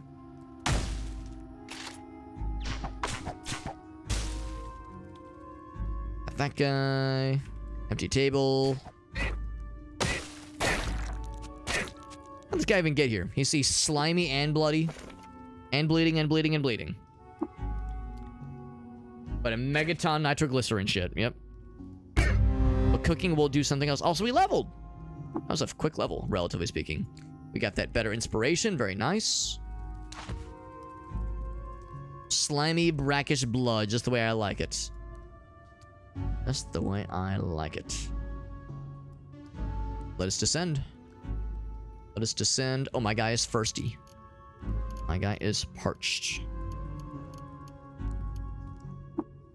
Shall drink. Now I'm just regular thirsty. Now I'm quenched. Very good. So we leveled, but I think we did not get an attribute point, so I cannot invest into agility. Which means, well, I guess even if I did invest, we wouldn't be unable to afford Shank. So, in fact, I can't even afford a 150 ability. I could afford a 100 ability. Or are there any 100 abilities I might want? Anything that I might kind of want, maybe kind of, sort of. Swift reflexes would be nifty. That'd be like a good thing to eventually get, probably. You know what to do with books? No, I do not. I have no idea. I've been informed that you want to hang on to them. And, well, I've been informed that the regular ones they're useful later on. But I've also been informed that the yellow text ones you absolutely want to hang on to. That's a big priority item. The yellow text ones. But that's all that's the basis of the basic and the basis of what I know. And yeah, for all these long blade, improved defensive. I mean, improved defensive stance. That's nice right now because my guy has a defensive stance equipped. Poison tolerance. Sounds nice. I mean, those all sound nifty. I think I'm just gonna save up though. Yeah, we're just gonna save. Save the points. Save the pointies.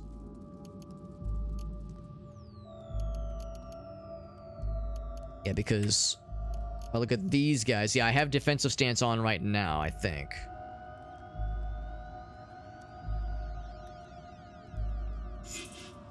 Yeah, defensive. Oh, maybe I didn't. I mean, I do now though. Because aggressive stance sounds nice, but you have a less chance to hit, which is unfortunate. There's the librarian.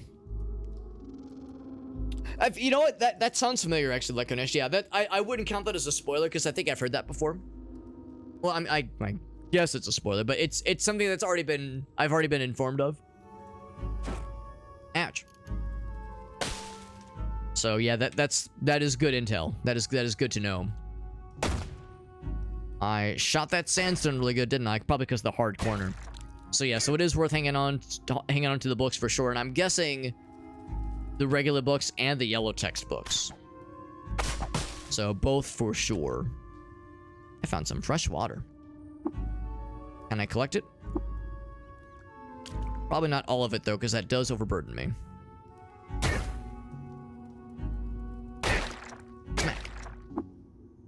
Carrying too much to move. Too much to schmoove. Yeah, I probably don't need that much water. A bit more than I had bargained for. I was trying to think that I could drop. These only cost £1 each. They're pretty efficient. We have a lot of pairs of rank fangs. Good lord. Yeah, all the books. That's a good one though. Yeah, don't sell them, right? Don't sell them just for regular monies. Makes sense. Makes sense. It didn't spoil a lot of stuff. No, Lycanish is doing fine. They're doing fine. And really, I was talking about this before, how I'm really grateful that there's a lot of people that know this game really fucking well. And even though they know the game really well, we've never had problems of like somebody reaching too far or being too, exuberant with offering assistance, and it causes like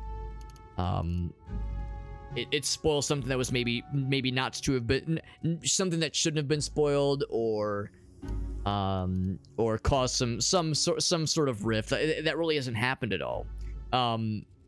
Because a lot of people that play this game are very dedicated with it. They understand that when someone's playing it for the first time, they want to have a cool, and I guess more or less like standard Caves of Cut experience. They don't want things spoiled. They don't want like somebody to backseat too hard or ruin all the surprises and all the wild shit that can happen. So no, we've really had no problems with it. It's been really a great thing, honestly. But I do have too much water, so I want to just drop some of that water, honestly. Also, we have a lot of honey. I probably should have left some of this honey back in the base. That's one thing I should have done. 63 grams of honey is a lot. That is a lot. So I probably should have left some of that back in Joppa. Say nothing about the main quest, right? Unless asked. And like the other thing too is that in addition to what I was just saying, where people like Lekonish, who know this game really well, are really helpful when it comes to not backseating and letting me, learn things, but still like being encouraging, still hanging out in the chat, still being really positive and answering questions when I have them. Inevitably, there are mechanical things that are kind of hard to figure out when you first play this game. There's mechanical things that are kind of hard, and there's also mechanical things that are a little bit weird. So like some of them, it's once you get explained it to you properly, you're in good shape, but you need that first decent explanation to really set you on the path to victory. So that's where having the veteran players really helps. And also some things are things that the developers even said themselves they want to like go back and refine certain aspects of the game, certain systems. So it's like somebody might say like, yeah, you're not stupid, like this thing is weird, we all understand it, this is kind of bullshit. It'll get addressed in a future update. Those kinds of things have been helpful too, because there are times where I go like, bro, man, what am I not seeing here? There have been a few times where there's been extra details to be filled in. I think I'm gonna drop this skid suit, by the way. The more I look at it, the more I don't think it's gonna be worth selling. Well, I mean, it'll be worth selling, but it won't be worth that much to sell. So we'll do that, and then I think what I'll probably do is we'll keep all these guys. I think I'll just drop some of the water, some of the fresh water. So I'll pour it behind me. We'll take a quick drink, and then I will pour some of that shit on the ground. Or I could, you know what? I could use it to clean myself. Let's do that. Clean. Fresh water. There we go. It just used 1 dram, obviously. And pour it nearby. Let's do like... do that. Is this Doodadad's first Super Hobbit stream? Oh no, Doodadad's been a long timer. A long timer. Doodadad is old as fuck. I'm just kidding. No, we're a big fan of Doodadad. He's been around for a long time. It's a cool duder. Ouch. A cool duderino. On nothing in the garbage. We get people to pick up your fucking garbage. Since 2018. Good lord. It's been a long time, bro. I love it. There's some weird systems. Yeah, things that will probably get refined as time goes on. Fractured microchip. Delicious. Can I have some micro dip to go with it, please? Oh, one of these. We haven't seen one of these guys in a while. The young ivories. Haven't seen those guys in a minute. And a random Gyre White. Wasn't really paying attention. I just kind of stepped on him. He dropped a Salt Hopper Mandible. It's a long blade. Penetration of 6. Which isn't quite as exciting. Pretty cool, though. An engraved cloth robe. Engraved. That's cool. Probably not going to be worth very much to sell, but as some world building knowledge. Oya of Subik. There we go. New quest to visit that cool place. Recover Worldicus. Huh? What in the world? Hold on. Is this a thing I should hang on to, I wonder? Naduct stopped at a market. Purchased a worldly pistol and named it Worldlicus. Worldlicus Naduct friend.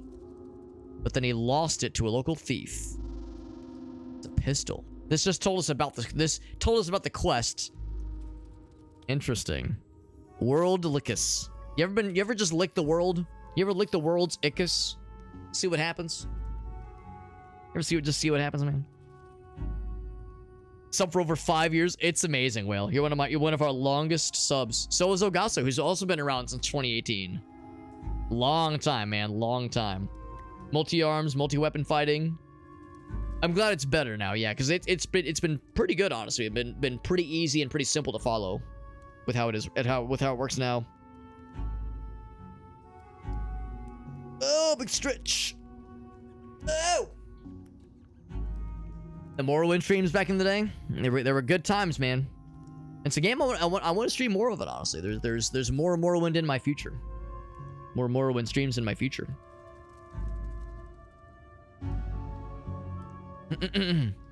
Since 2015, I've only been streaming with a schedule since the very end of 2016.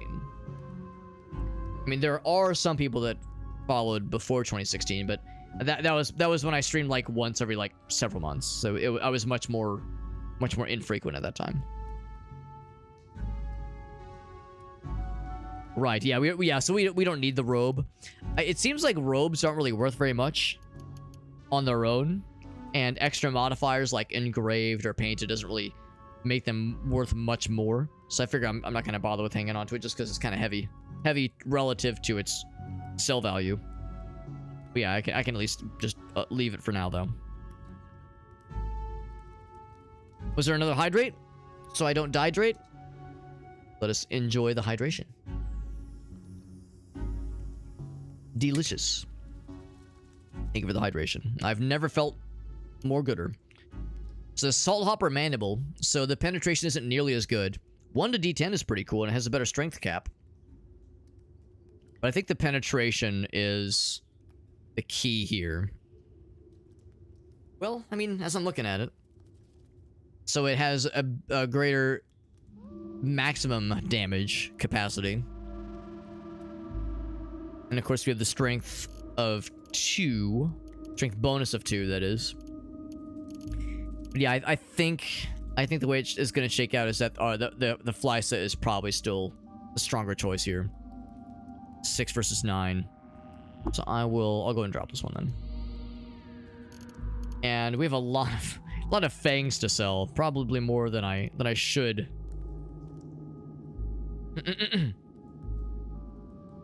Probably more than I should sell then, or should hang on to. So if none of those, I could probably drop one of those. Or I could keep it and just drop some more water. That is exactly what I will do. Drop a little more water. We have a bunch sitting in here anyway. Let's go ahead and pour nearby. Go with above me. High above me. It's so lovely. The 20. There we go. And I'll do a similar thing here. I'll leave a note for myself to say there's some stuff here that might be eventually worth... Whoops. Might be eventually worth coming back for. Campfire here. Need to reload. Reload.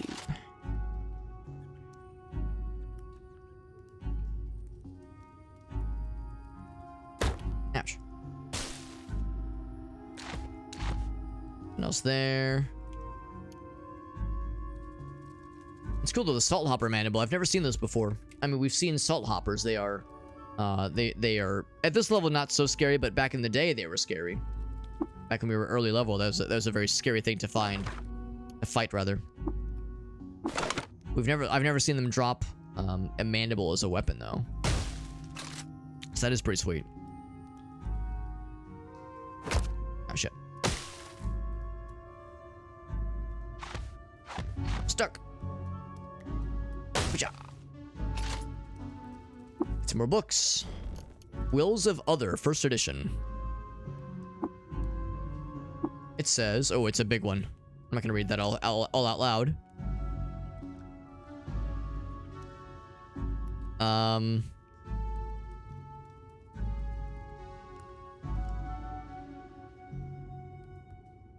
Yeah, it's kind of gobbledygook. Producing in a manner totally different from any agency, which is not terribly assertive, but she did address me. Yeah, it's like, it's completely incomprehensible, as it should be. Just the way I like it. Son, I know what. Third edition. You have completed the ritual of Elsing is complete, Waterhand. Elsing. You're just making shit up, bro. Let's go ahead and drop these guys. I really mean to pick them up anyway. Jesus, look at all the kudzus. These things are popping off, man. So check Discord. Is it Morrowind?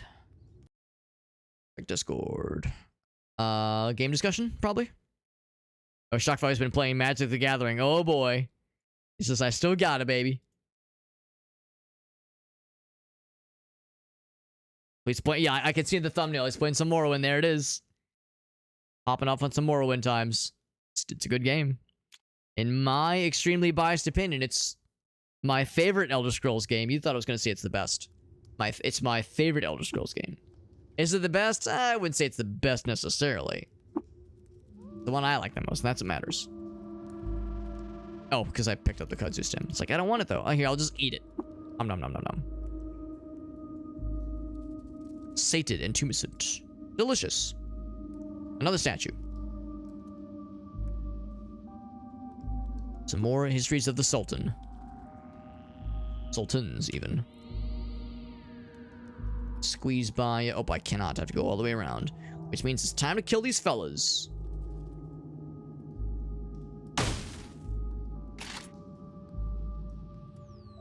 And actually, I really can't get around there. Oh, he impaled me?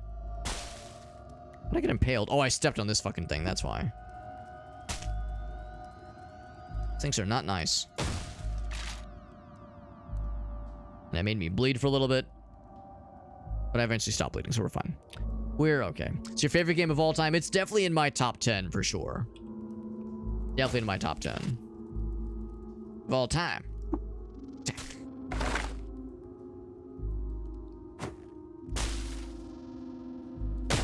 There we go. Using the sniper rifle at point-blank range with those guys. My god, these things are everywhere.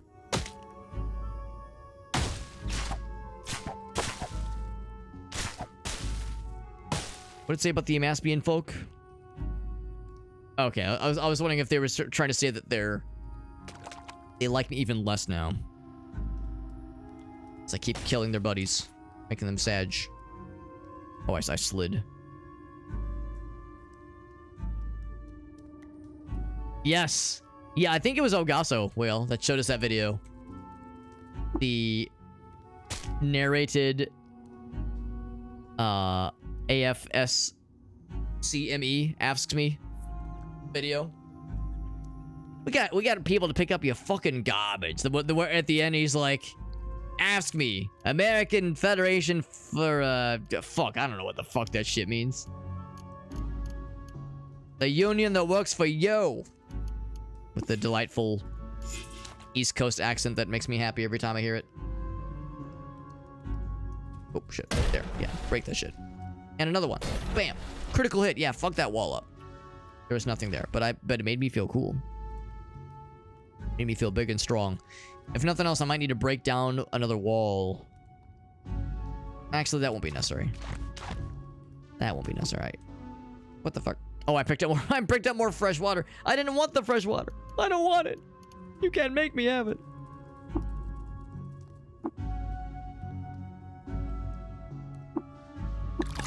Port above. Up north. Hold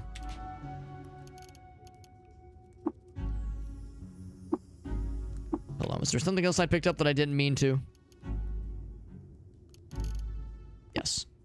Eat. Slime stain, just the way I like it.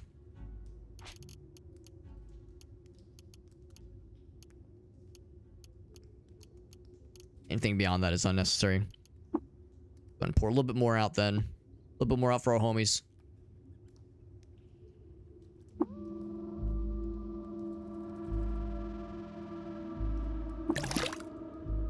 Bloop.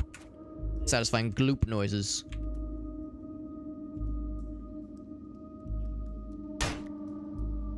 Oh, I smacked into a wall just now. As far as areas that could potentially have other cool things for us. There we go. So now... put that back in my offhand. Now we're good. Now we're good. What's up, Casey? Wicked smart. Appreciate you popping in, Bo. We're playing some Caves of Cud. Oh, shit, I gotta go back to the pickaxe. Thought I was done. I was done with digging into shit. I mean, I could just probably break through the walls. That might be a more efficient way to do this. This also might lead to nothing. It led to nothing! Can't say I'm surprised. Are there any obvious instances of, like, something maybe being... hiding, like, something cool hiding somewhere? Like, go back here, for instance.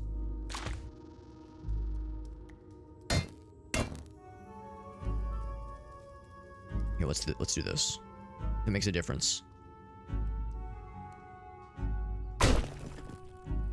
Seems like it is instantaneous. As I see this, I go, ooh, is there something cool there, maybe? Critical hit.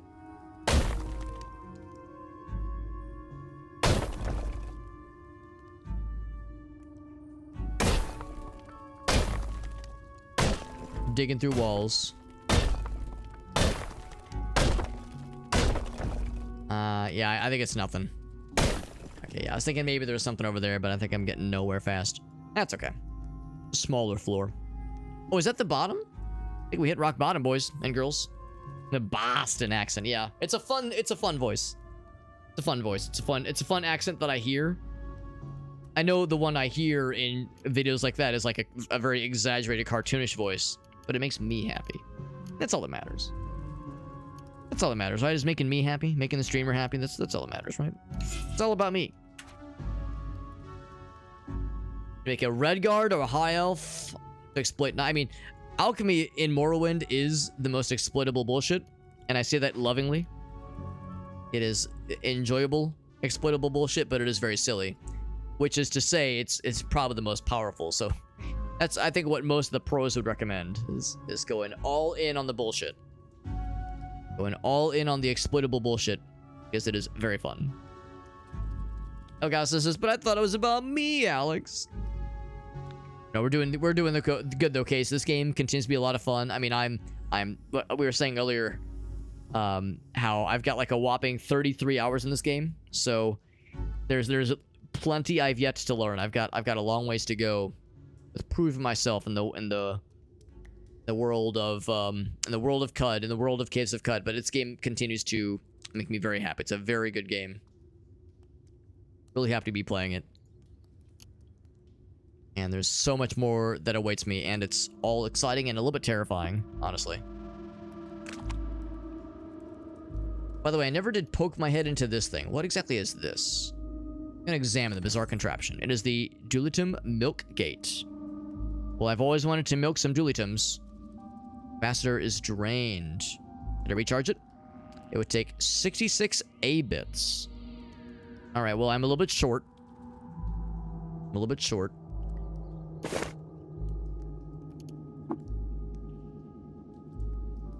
That's pretty cool. And of course, it's disconnected. You see the power lines after a certain point, disappear here. Stuff's broke. Stuff is broke. Not baroque, but broke. You picked up the accent from Houston? That's fun. Yeah, I mean, 20 years is a long time, let's be real. Still finding stuff you've never seen, like Onish? That's a sign of a like a desert island game, you know, a game that is always giving more interesting and wild shit to experience. So that's the mark of a very special experience. Red guards are pretty sweet. Yeah, red guards in Morrowind are pretty sweet, no doubt. They're a very good starting build for sure. Have a good night, Whale. Appreciate you hanging out with us, Whale. Have a good night, buddy. Speedrun the main quests. It's doable. I mean, a lot of us have seen. Whoops, I want to go up. Yeah, a lot of us have seen some of the world record speed runs. You know, you get you choose a certain build with certain starting abilities. You pick up the scrolls of Icarian Flight at the very beginning. You leap all the way to Red Mountain, like just all the goofy ass exploits that allow you to skip over really everything in the game and just go right to the end. It's pretty amazing. Amazing what people are able to do in that game. And so now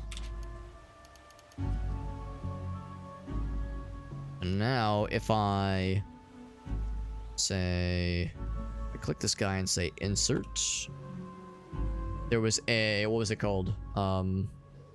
Salt Hopper Mandible on bottom floor. Just leaving a note for myself in case I ever wanted to come back for that thing. Not convinced it's a better weapon, but it might be worth selling, maybe. Maybe. You hear newbies talk about it, it sounds like a fever dream. Yes, absolutely. Two subway hobos arguing over biblical apocrypha. Yeah, it's delightfully incomprehensible from the outside looking in, which is part of what intimidated me.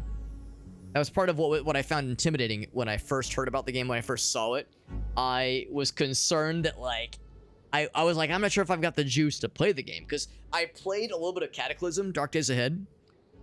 I played a little bit of Cataclysm, Dark Days Ahead, and I was like, damn, this game's, like, really clunky, and the control systems for the game are, for me at least, they were very hard to understand.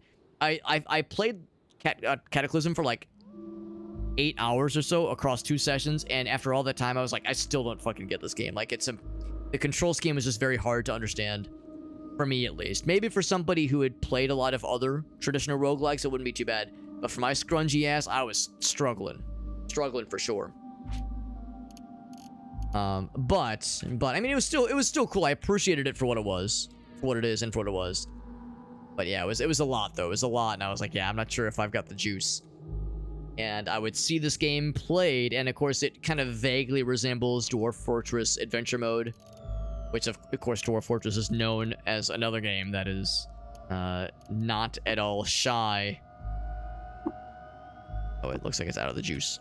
Not at all shy about being really fucking hard to learn, hard to control, hard to just know the gist. Also, I'm going to do this. I'm going to... Actually, hold on. What do I have in my weapon right now? I think I've got the high capacity stuff. I have the high capacity stuff, but it's getting kind of low anyway. So I'll just go ahead and pop this in. Do the Jopper Recoiler.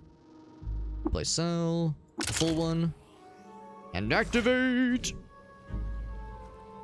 I was saying how I was going to go ahead and store some of that honey. I'm going to do that right now.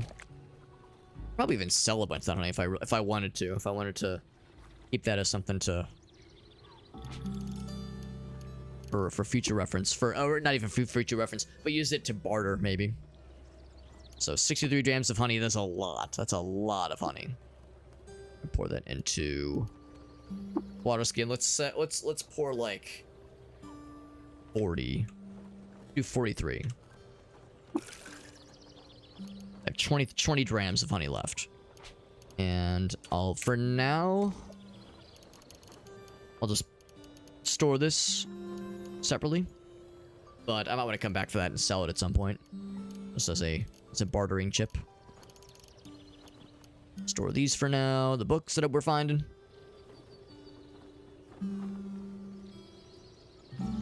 But this game's great though. I'm really enjoying it. Even though it's incomprehensible at times, I was actually pleasantly surprised when I first started playing the game, and well, it didn't hurt, at least, that my first introduction to the game was watching a tutorial video, like an 18-minute, kind of 15-minute, here's how to get started kind of video, which really helped. And then I played the in-game tutorial. Those two things together really helped sell me on, not even sell me, but helped inform me on some of the systems in the game. So I felt like by the time I started my first ever real run, I had a decent handling on how to control the game, which is huge, because being able to control things and guide your character around, that's such a big focus. That's such a big part of, like, how do you get anywhere with the game if you can't control it at least somewhat confidently? And that helped me a lot, for sure. Go and store those. I think that's all I want to store for now.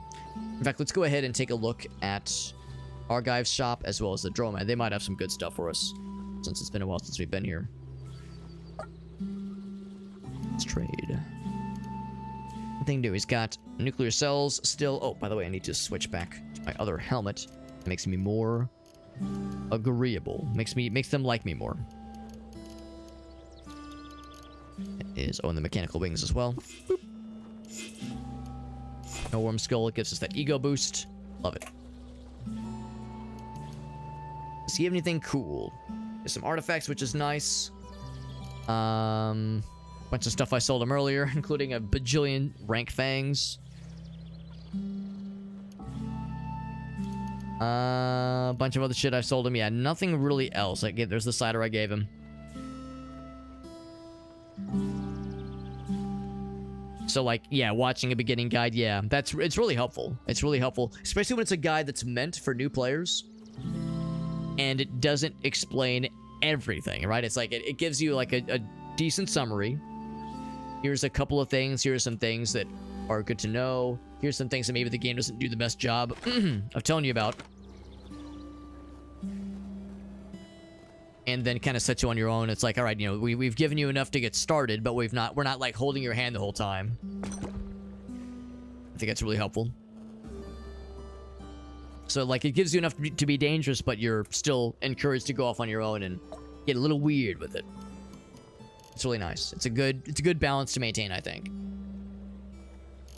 Good balance. Another odd trinket, some weird artifacts here. Congealed salve. I kind of want to get the congealed salve. Use that for cooking. I'm kind of curious.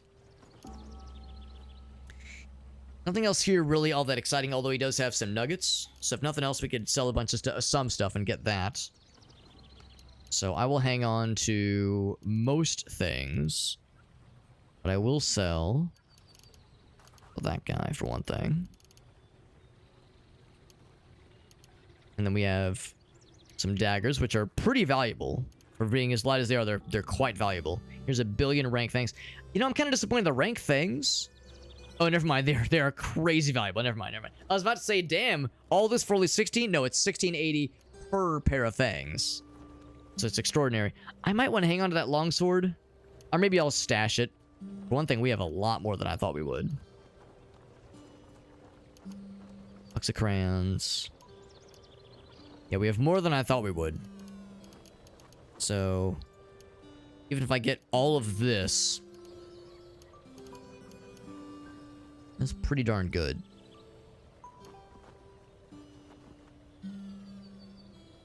Anything else that I want? I think I'm probably just gonna get those guys. I mean, I guess I'll get slugs as well. They're cheap enough, honestly. I don't think I'm gonna bother with arrows. With buying the arrows, at least. I mean, I could just go ahead and get the weird artifact, but oh, it's 11 pounds. That's not what I thought it would be. 11 pounds. If it was 1 pound, I would have assumed it was a grenade. The odd trinket is probably a grenade. 11 pounds. All right, I'll bite. Oh, except it's all right because I'm hopping off on these guys. 235. 11 pounds for 235. Wonder what that could be.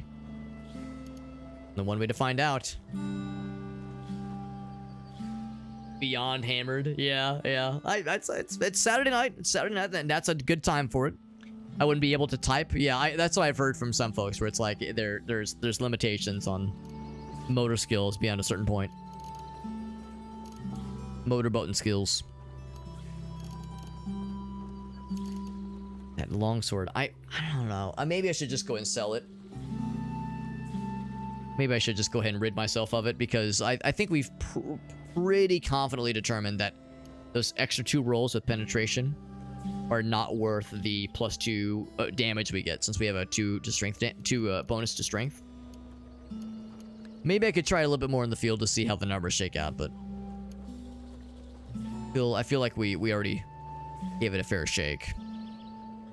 Thing is, though, it could maybe get better if our strength were to go up to a +4, but that'll take a while. I probably won't be investing into strength much. I'll probably be investing into agility next.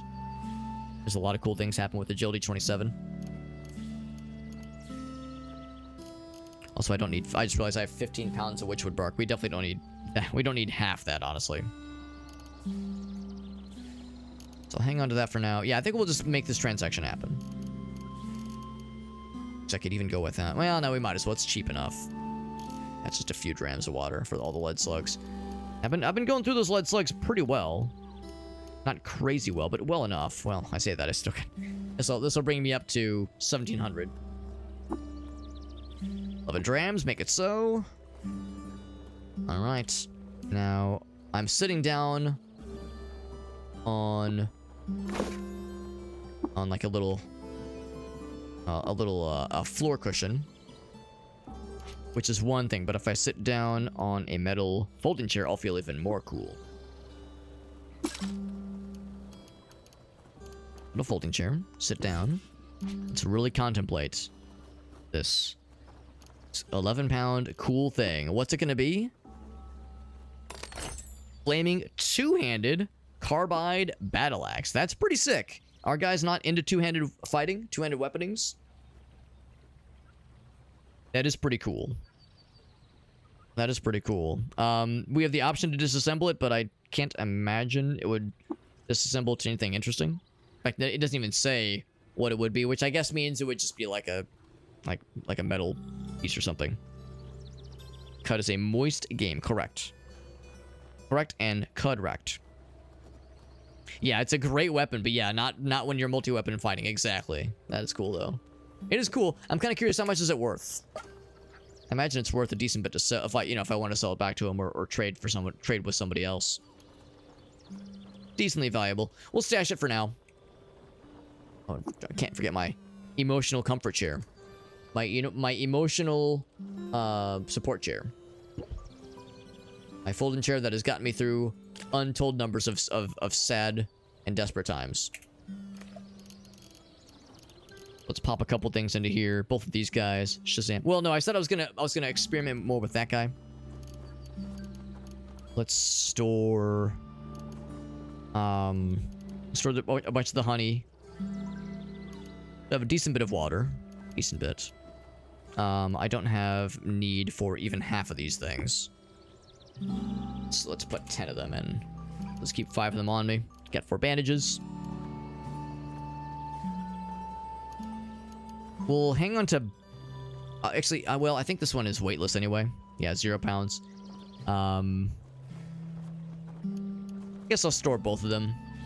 Because, yeah, we need more credits before we can level up to even install this. So we'll store them both for now. Fix-it spray. I might store that too, because we have the ability to repair. Well, no, we might as well hang on to them. They're light enough. We have the ability to repair things, but sometimes there'll be a thing that's broken that we don't have the bits for, or we have few bits for, that kind of thing.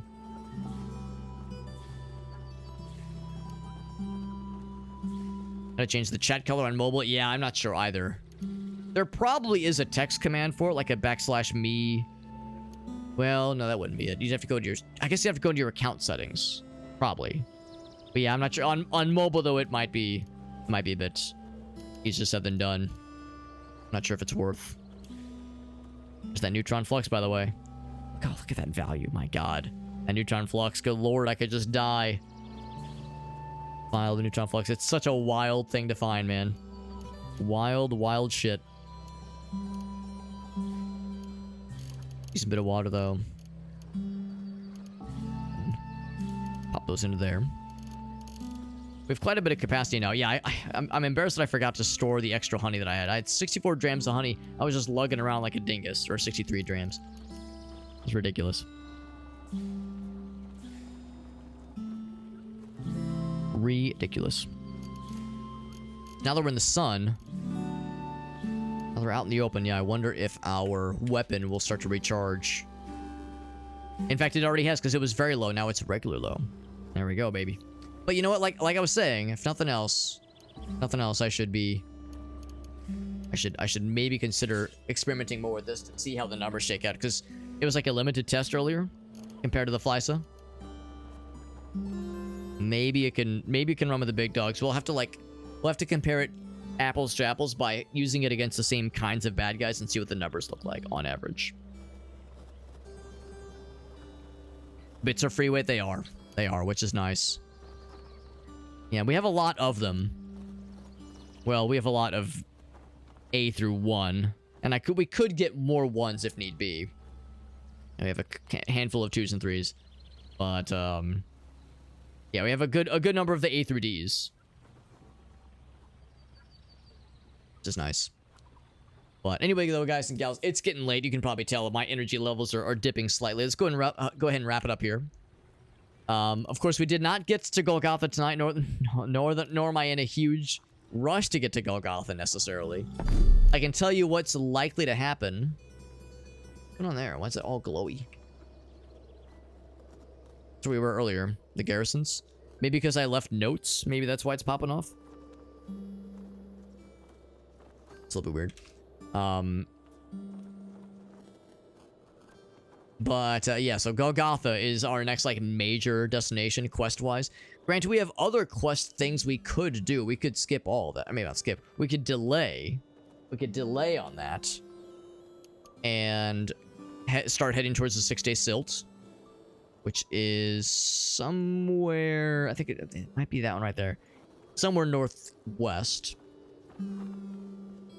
There's Kapur, which is... not too far from where we are right now, I guess. It's not too bad. A historical site. There's the Shashan Hippodrome, which is, I guess, north of where we are right now. So we have some other, like, you know, small order things.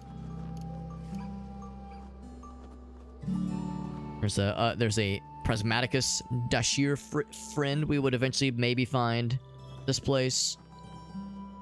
The legendary shoemaker spot. There's the Golgotha one.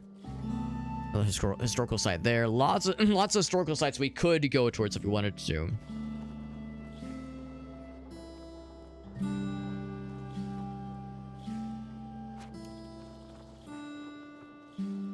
So yeah, Rustwell Desert Canyons. Is this it? Iron Posterior Temish. Of course. Of course, who could forget? Yeah, where was that area around Kapur? The thing where it said Kapur. Looked like it was somewhere around here. Maybe not.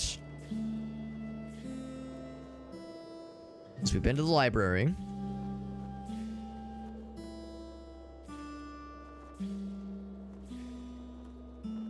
That's probably... I think that's it right there, right? The 6-day silt? Yeah. Top left of the map, yeah. So maybe the idea is it kind of points you to where these things are, but it doesn't straight up tell you exactly where they are. Maybe it's like just kind of a general summary.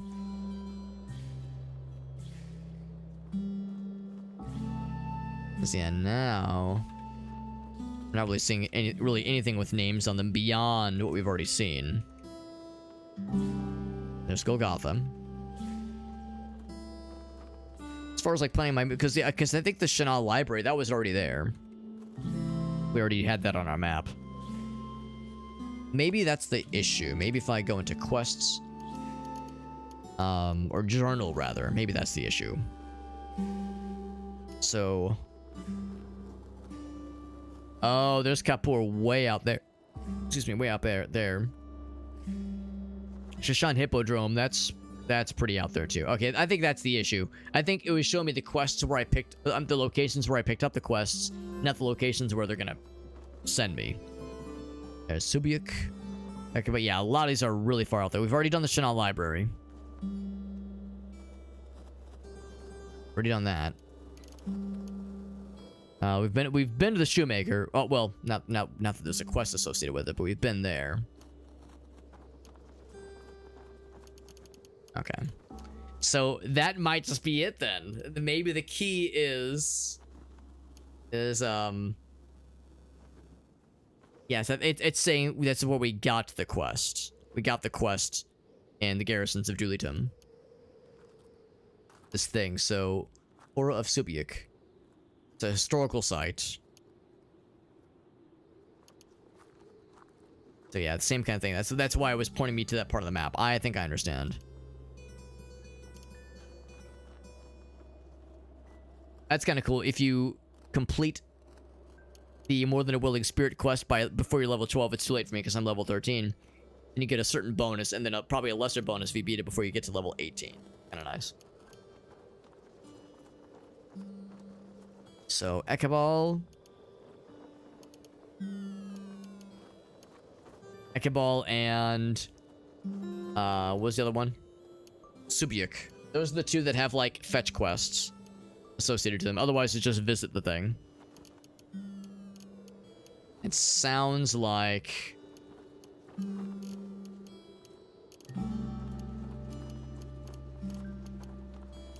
Yeah, this is Silos. Yeah, that's pretty far out there. As is that one. Yeah, those are both pretty far out, man. Yeah, there it is. There it is. There's the silos. Yeah, so these are scary. Because, I mean, the Golgotha, of course, is a place that is strange and scary and unknown. But it's not too far away.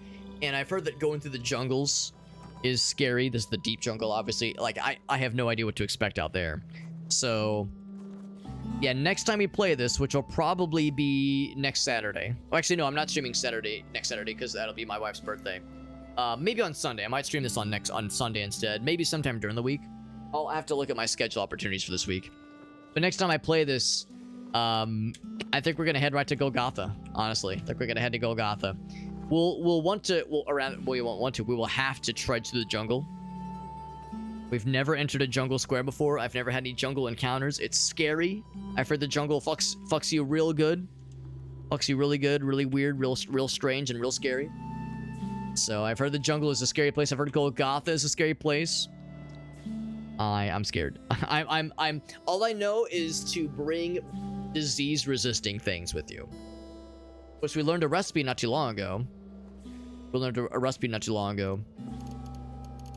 if I have it somewhere. Here we go. Where was it? It was my pancakes. Big Spanky's pancake with meat. My guy's name is Big Spanky. So Big Spanky's pancake with meat is us, yeah, +3 to saves versus disease. So we have that at least. But yeah, it's frightening. It's frightening knowing or not knowing what's coming. All I know is that yeah, Golgotha does not mess around. So we'll have that to look forward to for next time, my friends. We'll have that to look forward to and to be fearful of. Save and quit. Game save, baby.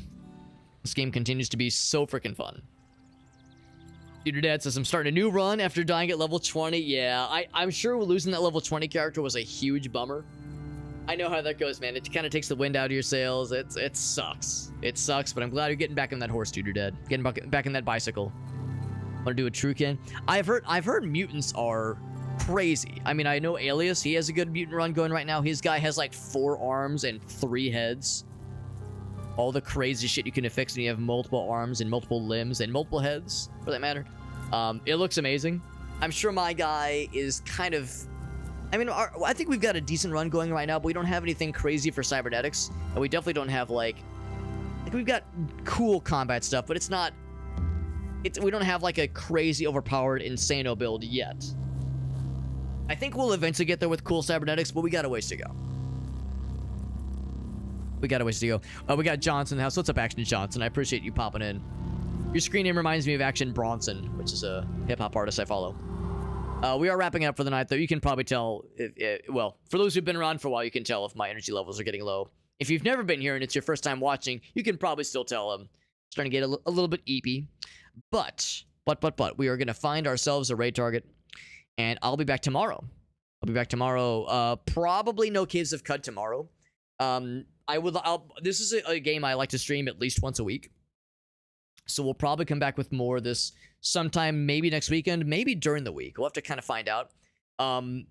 There's a chance we might play this on maybe Tuesday. Well, yeah, we'll see. We have some friends that play this, some streamer buddies that play this as well, Krath and Alias. The original plan was to do some multiplayer games with them tomorrow, but both of them are busy tomorrow. So we're thinking about maybe rescheduling for Tuesday. And if we reschedule for Tuesday, that might give me time to build up a bingo board. A Caves of Cud bingo board. This is kind of a thing I've started to kind of get back into, is making bingo boards for the games that I play. And this is a single player game, obviously. It's a single player game. How can you make it so that three streamers can play this game in parallel and be on voice comms together and work towards some kind of goal? The obvious one is speedrun racing. The obvious one is like doing some kind of race. The problem though is Alias has like 40 hours in the game. I have 30 and Krath has like 500. So any kind of race with the three of us would be a little bit imbalanced. So I was like, man, what would be a cool way that would be like a challenge where, say, we all start with the same seed. We all start with, either we start with the same seed or we start with randomized builds. We all just hit the random button and just see what happens. One of those two approaches, and then we all generate our own bingo cards and see where that gets us. So I worked on this for like 5 minutes earlier today. This is why I only have a few items on here. But I worked on this for like 5 minutes, came up with a few.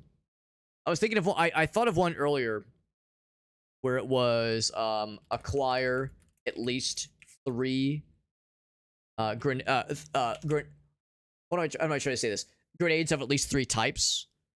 At least 3 different grenade types. And then survive a combat encounter with 3 HP or less. Those kinds of things. Win against a tough or higher combat encounter. Those kinds of things. Those kinds of things that are not easy, but also not impossible. The kinds of things that happen sometimes. So I'm trying to think of those kinds of things put on a bingo board.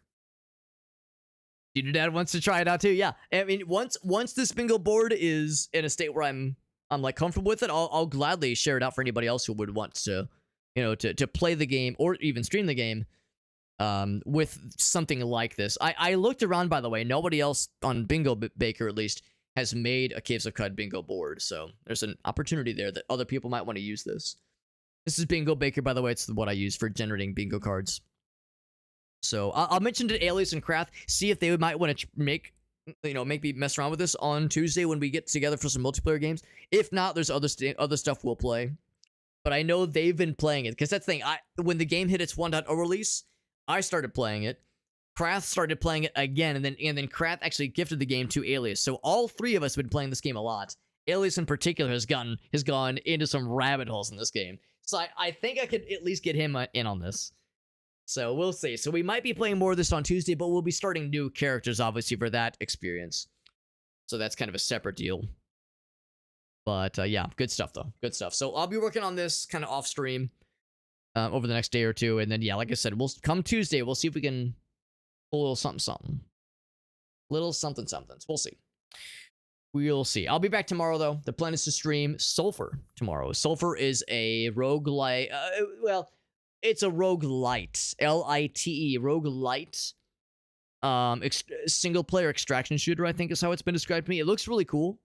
I know Alias played it quite a bit, and he liked it a lot. It looks really cool. We're going to be playing that tomorrow. Not sure what time that I'll be starting. Probably, hopefully a little bit earlier. I know I've started late the last couple nights. So probably a little bit earlier in the evening. Basically, before 10 p.m. would be ideal, if I can swing it. And yeah, next week, What do I have on deck for next week? I can't remember off the top of my head. I did get a review key for what's it called? I did get a review key for Eternal Strands, which looks really cool. It's like a Breath of the Wild, Shadow of the Colossus inspired game, which looks really slick. So, I think it drops Monday, but Monday is my anniversary. So I don't know if I'm going to be able to, because I don't know what time I'll get home. We'll be going out to dinner. We'll be out late. Do it, painting the town red, hitting the town, partying it up. So yeah, probably no stream Monday, and Tuesday we'll be doing multiplayer stuff. But I might play it Tuesday after the multiplayer stuff wraps up, because usually I go later than the rest of them do. So so Monday we'll see. Tuesday we might fire up Eternal Strands, try that out. And then yeah, obviously more Caves of Cud. A couple of things I'm kind of sitting on, but and maybe more Sulfur this week as well. If I really like it Sunday, and I think I probably will. We might play more of it on Sunday. And by the way, I did get so we'll see. I'll probably post a schedule on Monday or Tuesday. I'll post a schedule in the Discord server on Monday or Tuesday to kind of see what awaits us for the future. So we got fun stuff ahead of us. By the way, speaking of the Discord server, there is my socials page that has all of my social media things, including the Discord server. And like I said, I'll be posting a schedule in the Discord server that outlines what I'll be playing each day, as well as what I will not be playing on certain days, because I usually stream on Mondays. I usually stream on Saturdays. I will not be streaming either of those days, most likely this week, because Monday is my wife and I's anniversary, and then Saturday is my wife's birthday. So both of those days we'll be doing stuff in the evening hours. But otherwise, yeah, I'll be able to formulate a schedule for sure. But thank you for hanging out with us, friends. Thank you to Mega Team Up for the raid. Thank you to the new folks who popped in. We had a number of new folks pop in, some first-time viewers. Really appreciate that. Appreciate you taking a chance on me and popping in for a little bit, playing a game that I really enjoy. And if you're really experienced with Caves of Cud, thank you for your patience as I stumble my way through as I'm trying to learn. Hopefully I wasn't too boring. So I appreciate you guys popping in. And thank you to our boy Randy Hine over here, who's been gifting crazy subs this week. For the past couple days, he's gifted a total of 8 subs, which is extraordinary. We don't really get a lot of gifted subs because it's not something I go out of my way to encourage necessarily. My main thing is just I want more people here. Just as many people as possible. I'm trying to cast a wide net, bring more people here. They don't need to be paying viewers. That, of course, it's nice, but it's never an expectation. I have a full-time job. I don't need the revenue that comes with streaming, and whatever revenue I earn, I just donate back to the fundraising that we have up here for the Extra Life stuff. So I don't keep any of the, any of the profits, the proceeds we make. It just goes back to charity. So the financial aspect is not really a big focus necessarily. I'm just more focused on just more people, more viewers. But like I said, Randy going above and beyond what I would ever expect or ask for from anybody. So very generous. Thank you again to our friend Randy for hitting us with extreme generosity. And with that being said, I've yapped long enough. It is we're past 2:30. We've missed our dentist appointment. It's past 2:30. 2:30 is universal go to the dentist time, obviously. That's why it's tooth-hurdy. Is anybody streaming this game actually? Caves of Cud. Kind of in the oddball hours. There's one other person. Let's see what their uptime looks like. 38 minutes. I might just raid this person. Is there anybody else in my list that is live? Farsight's got a recommendation. I am down for recommendation. If you got a person, I am down. Take a look at what they're up to. If they're gonna be going for at least a little bit. I mean, as long as they're not in as long as they're not at their ending now screen, that is. So yeah, there's a few other people that we could raid into. Friends of ours. But yeah, I'm definitely down for suggestion. Juggernaut. Let's see what they are up to. Boop, boop. They are playing. Oh, I love this game. They're playing Dungeons of Hinterberg. Dungeons of Hinterberg, very good game. Yeah, very fun game. Yeah, I really like this one. They're a VTuber. They got the Twitch Creator Club membership. Let's raid their asses. Love that shit. Yeah. Hope they'll be good for a bit. Perfect. Are they New Zealand? There's somebody in their chat called Kiwi. cruel kiwi fruit. Oh, they are indeed New Zealand-ish, New Zealand-esque, from New Zealand. I knew it. I saw kiwi in the chat. I said I know what this is. So they'll be going for a bit. Their time zone is more agreeable, or what is for us very late night / early morning. But thank you for hanging out with us, friends. Thank you again to Mega Team Up for the raid. Thanks for those new folks popping in, hanging out with us. If you came from the Caves of Cut directory, I appreciate you popping in. Thank you again to Randy for giving us with those gift subs. Like I said, more streams tomorrow. Streams this week. We got games to play, baby. Cool games to play. Good shit on our horizons. Let's go hang out with Duggar Juggernaut, who is playing some Dungeons of Hinterberg, a game I really enjoyed when I played it last year, and I want to go back and beat it. Very, very fun game. In fact, I plan on hopefully going back to play more of it sometime this year, probably later this year. Really good game. So if this person enjoys this kind of game, it would not shock me if we had similar tastes in fun stuff. Are we gonna get? Oh, you mean? Oh, yes, the memes. Yes. Well, I mean, well, no. Actually, what am I talking about? There are never dank memes that appear when the stream is ending. That never happens. It might be familiar to some of you. Except there is no. I would never show a weird video as I'm ending the stream. That never happens. No, I don't know what you mean. But if that were to appear, it might be familiar to some of you because it might be the same one that I would have shown in recent streams. But like I said, there's no such thing as dank memes. It never happens. Anyway, I'll see you guys around. I'll be back tomorrow. I'll post the schedule in the Discord in a couple days for this week. Good night, everybody. Here's that dank meme that I promised would not be appearing.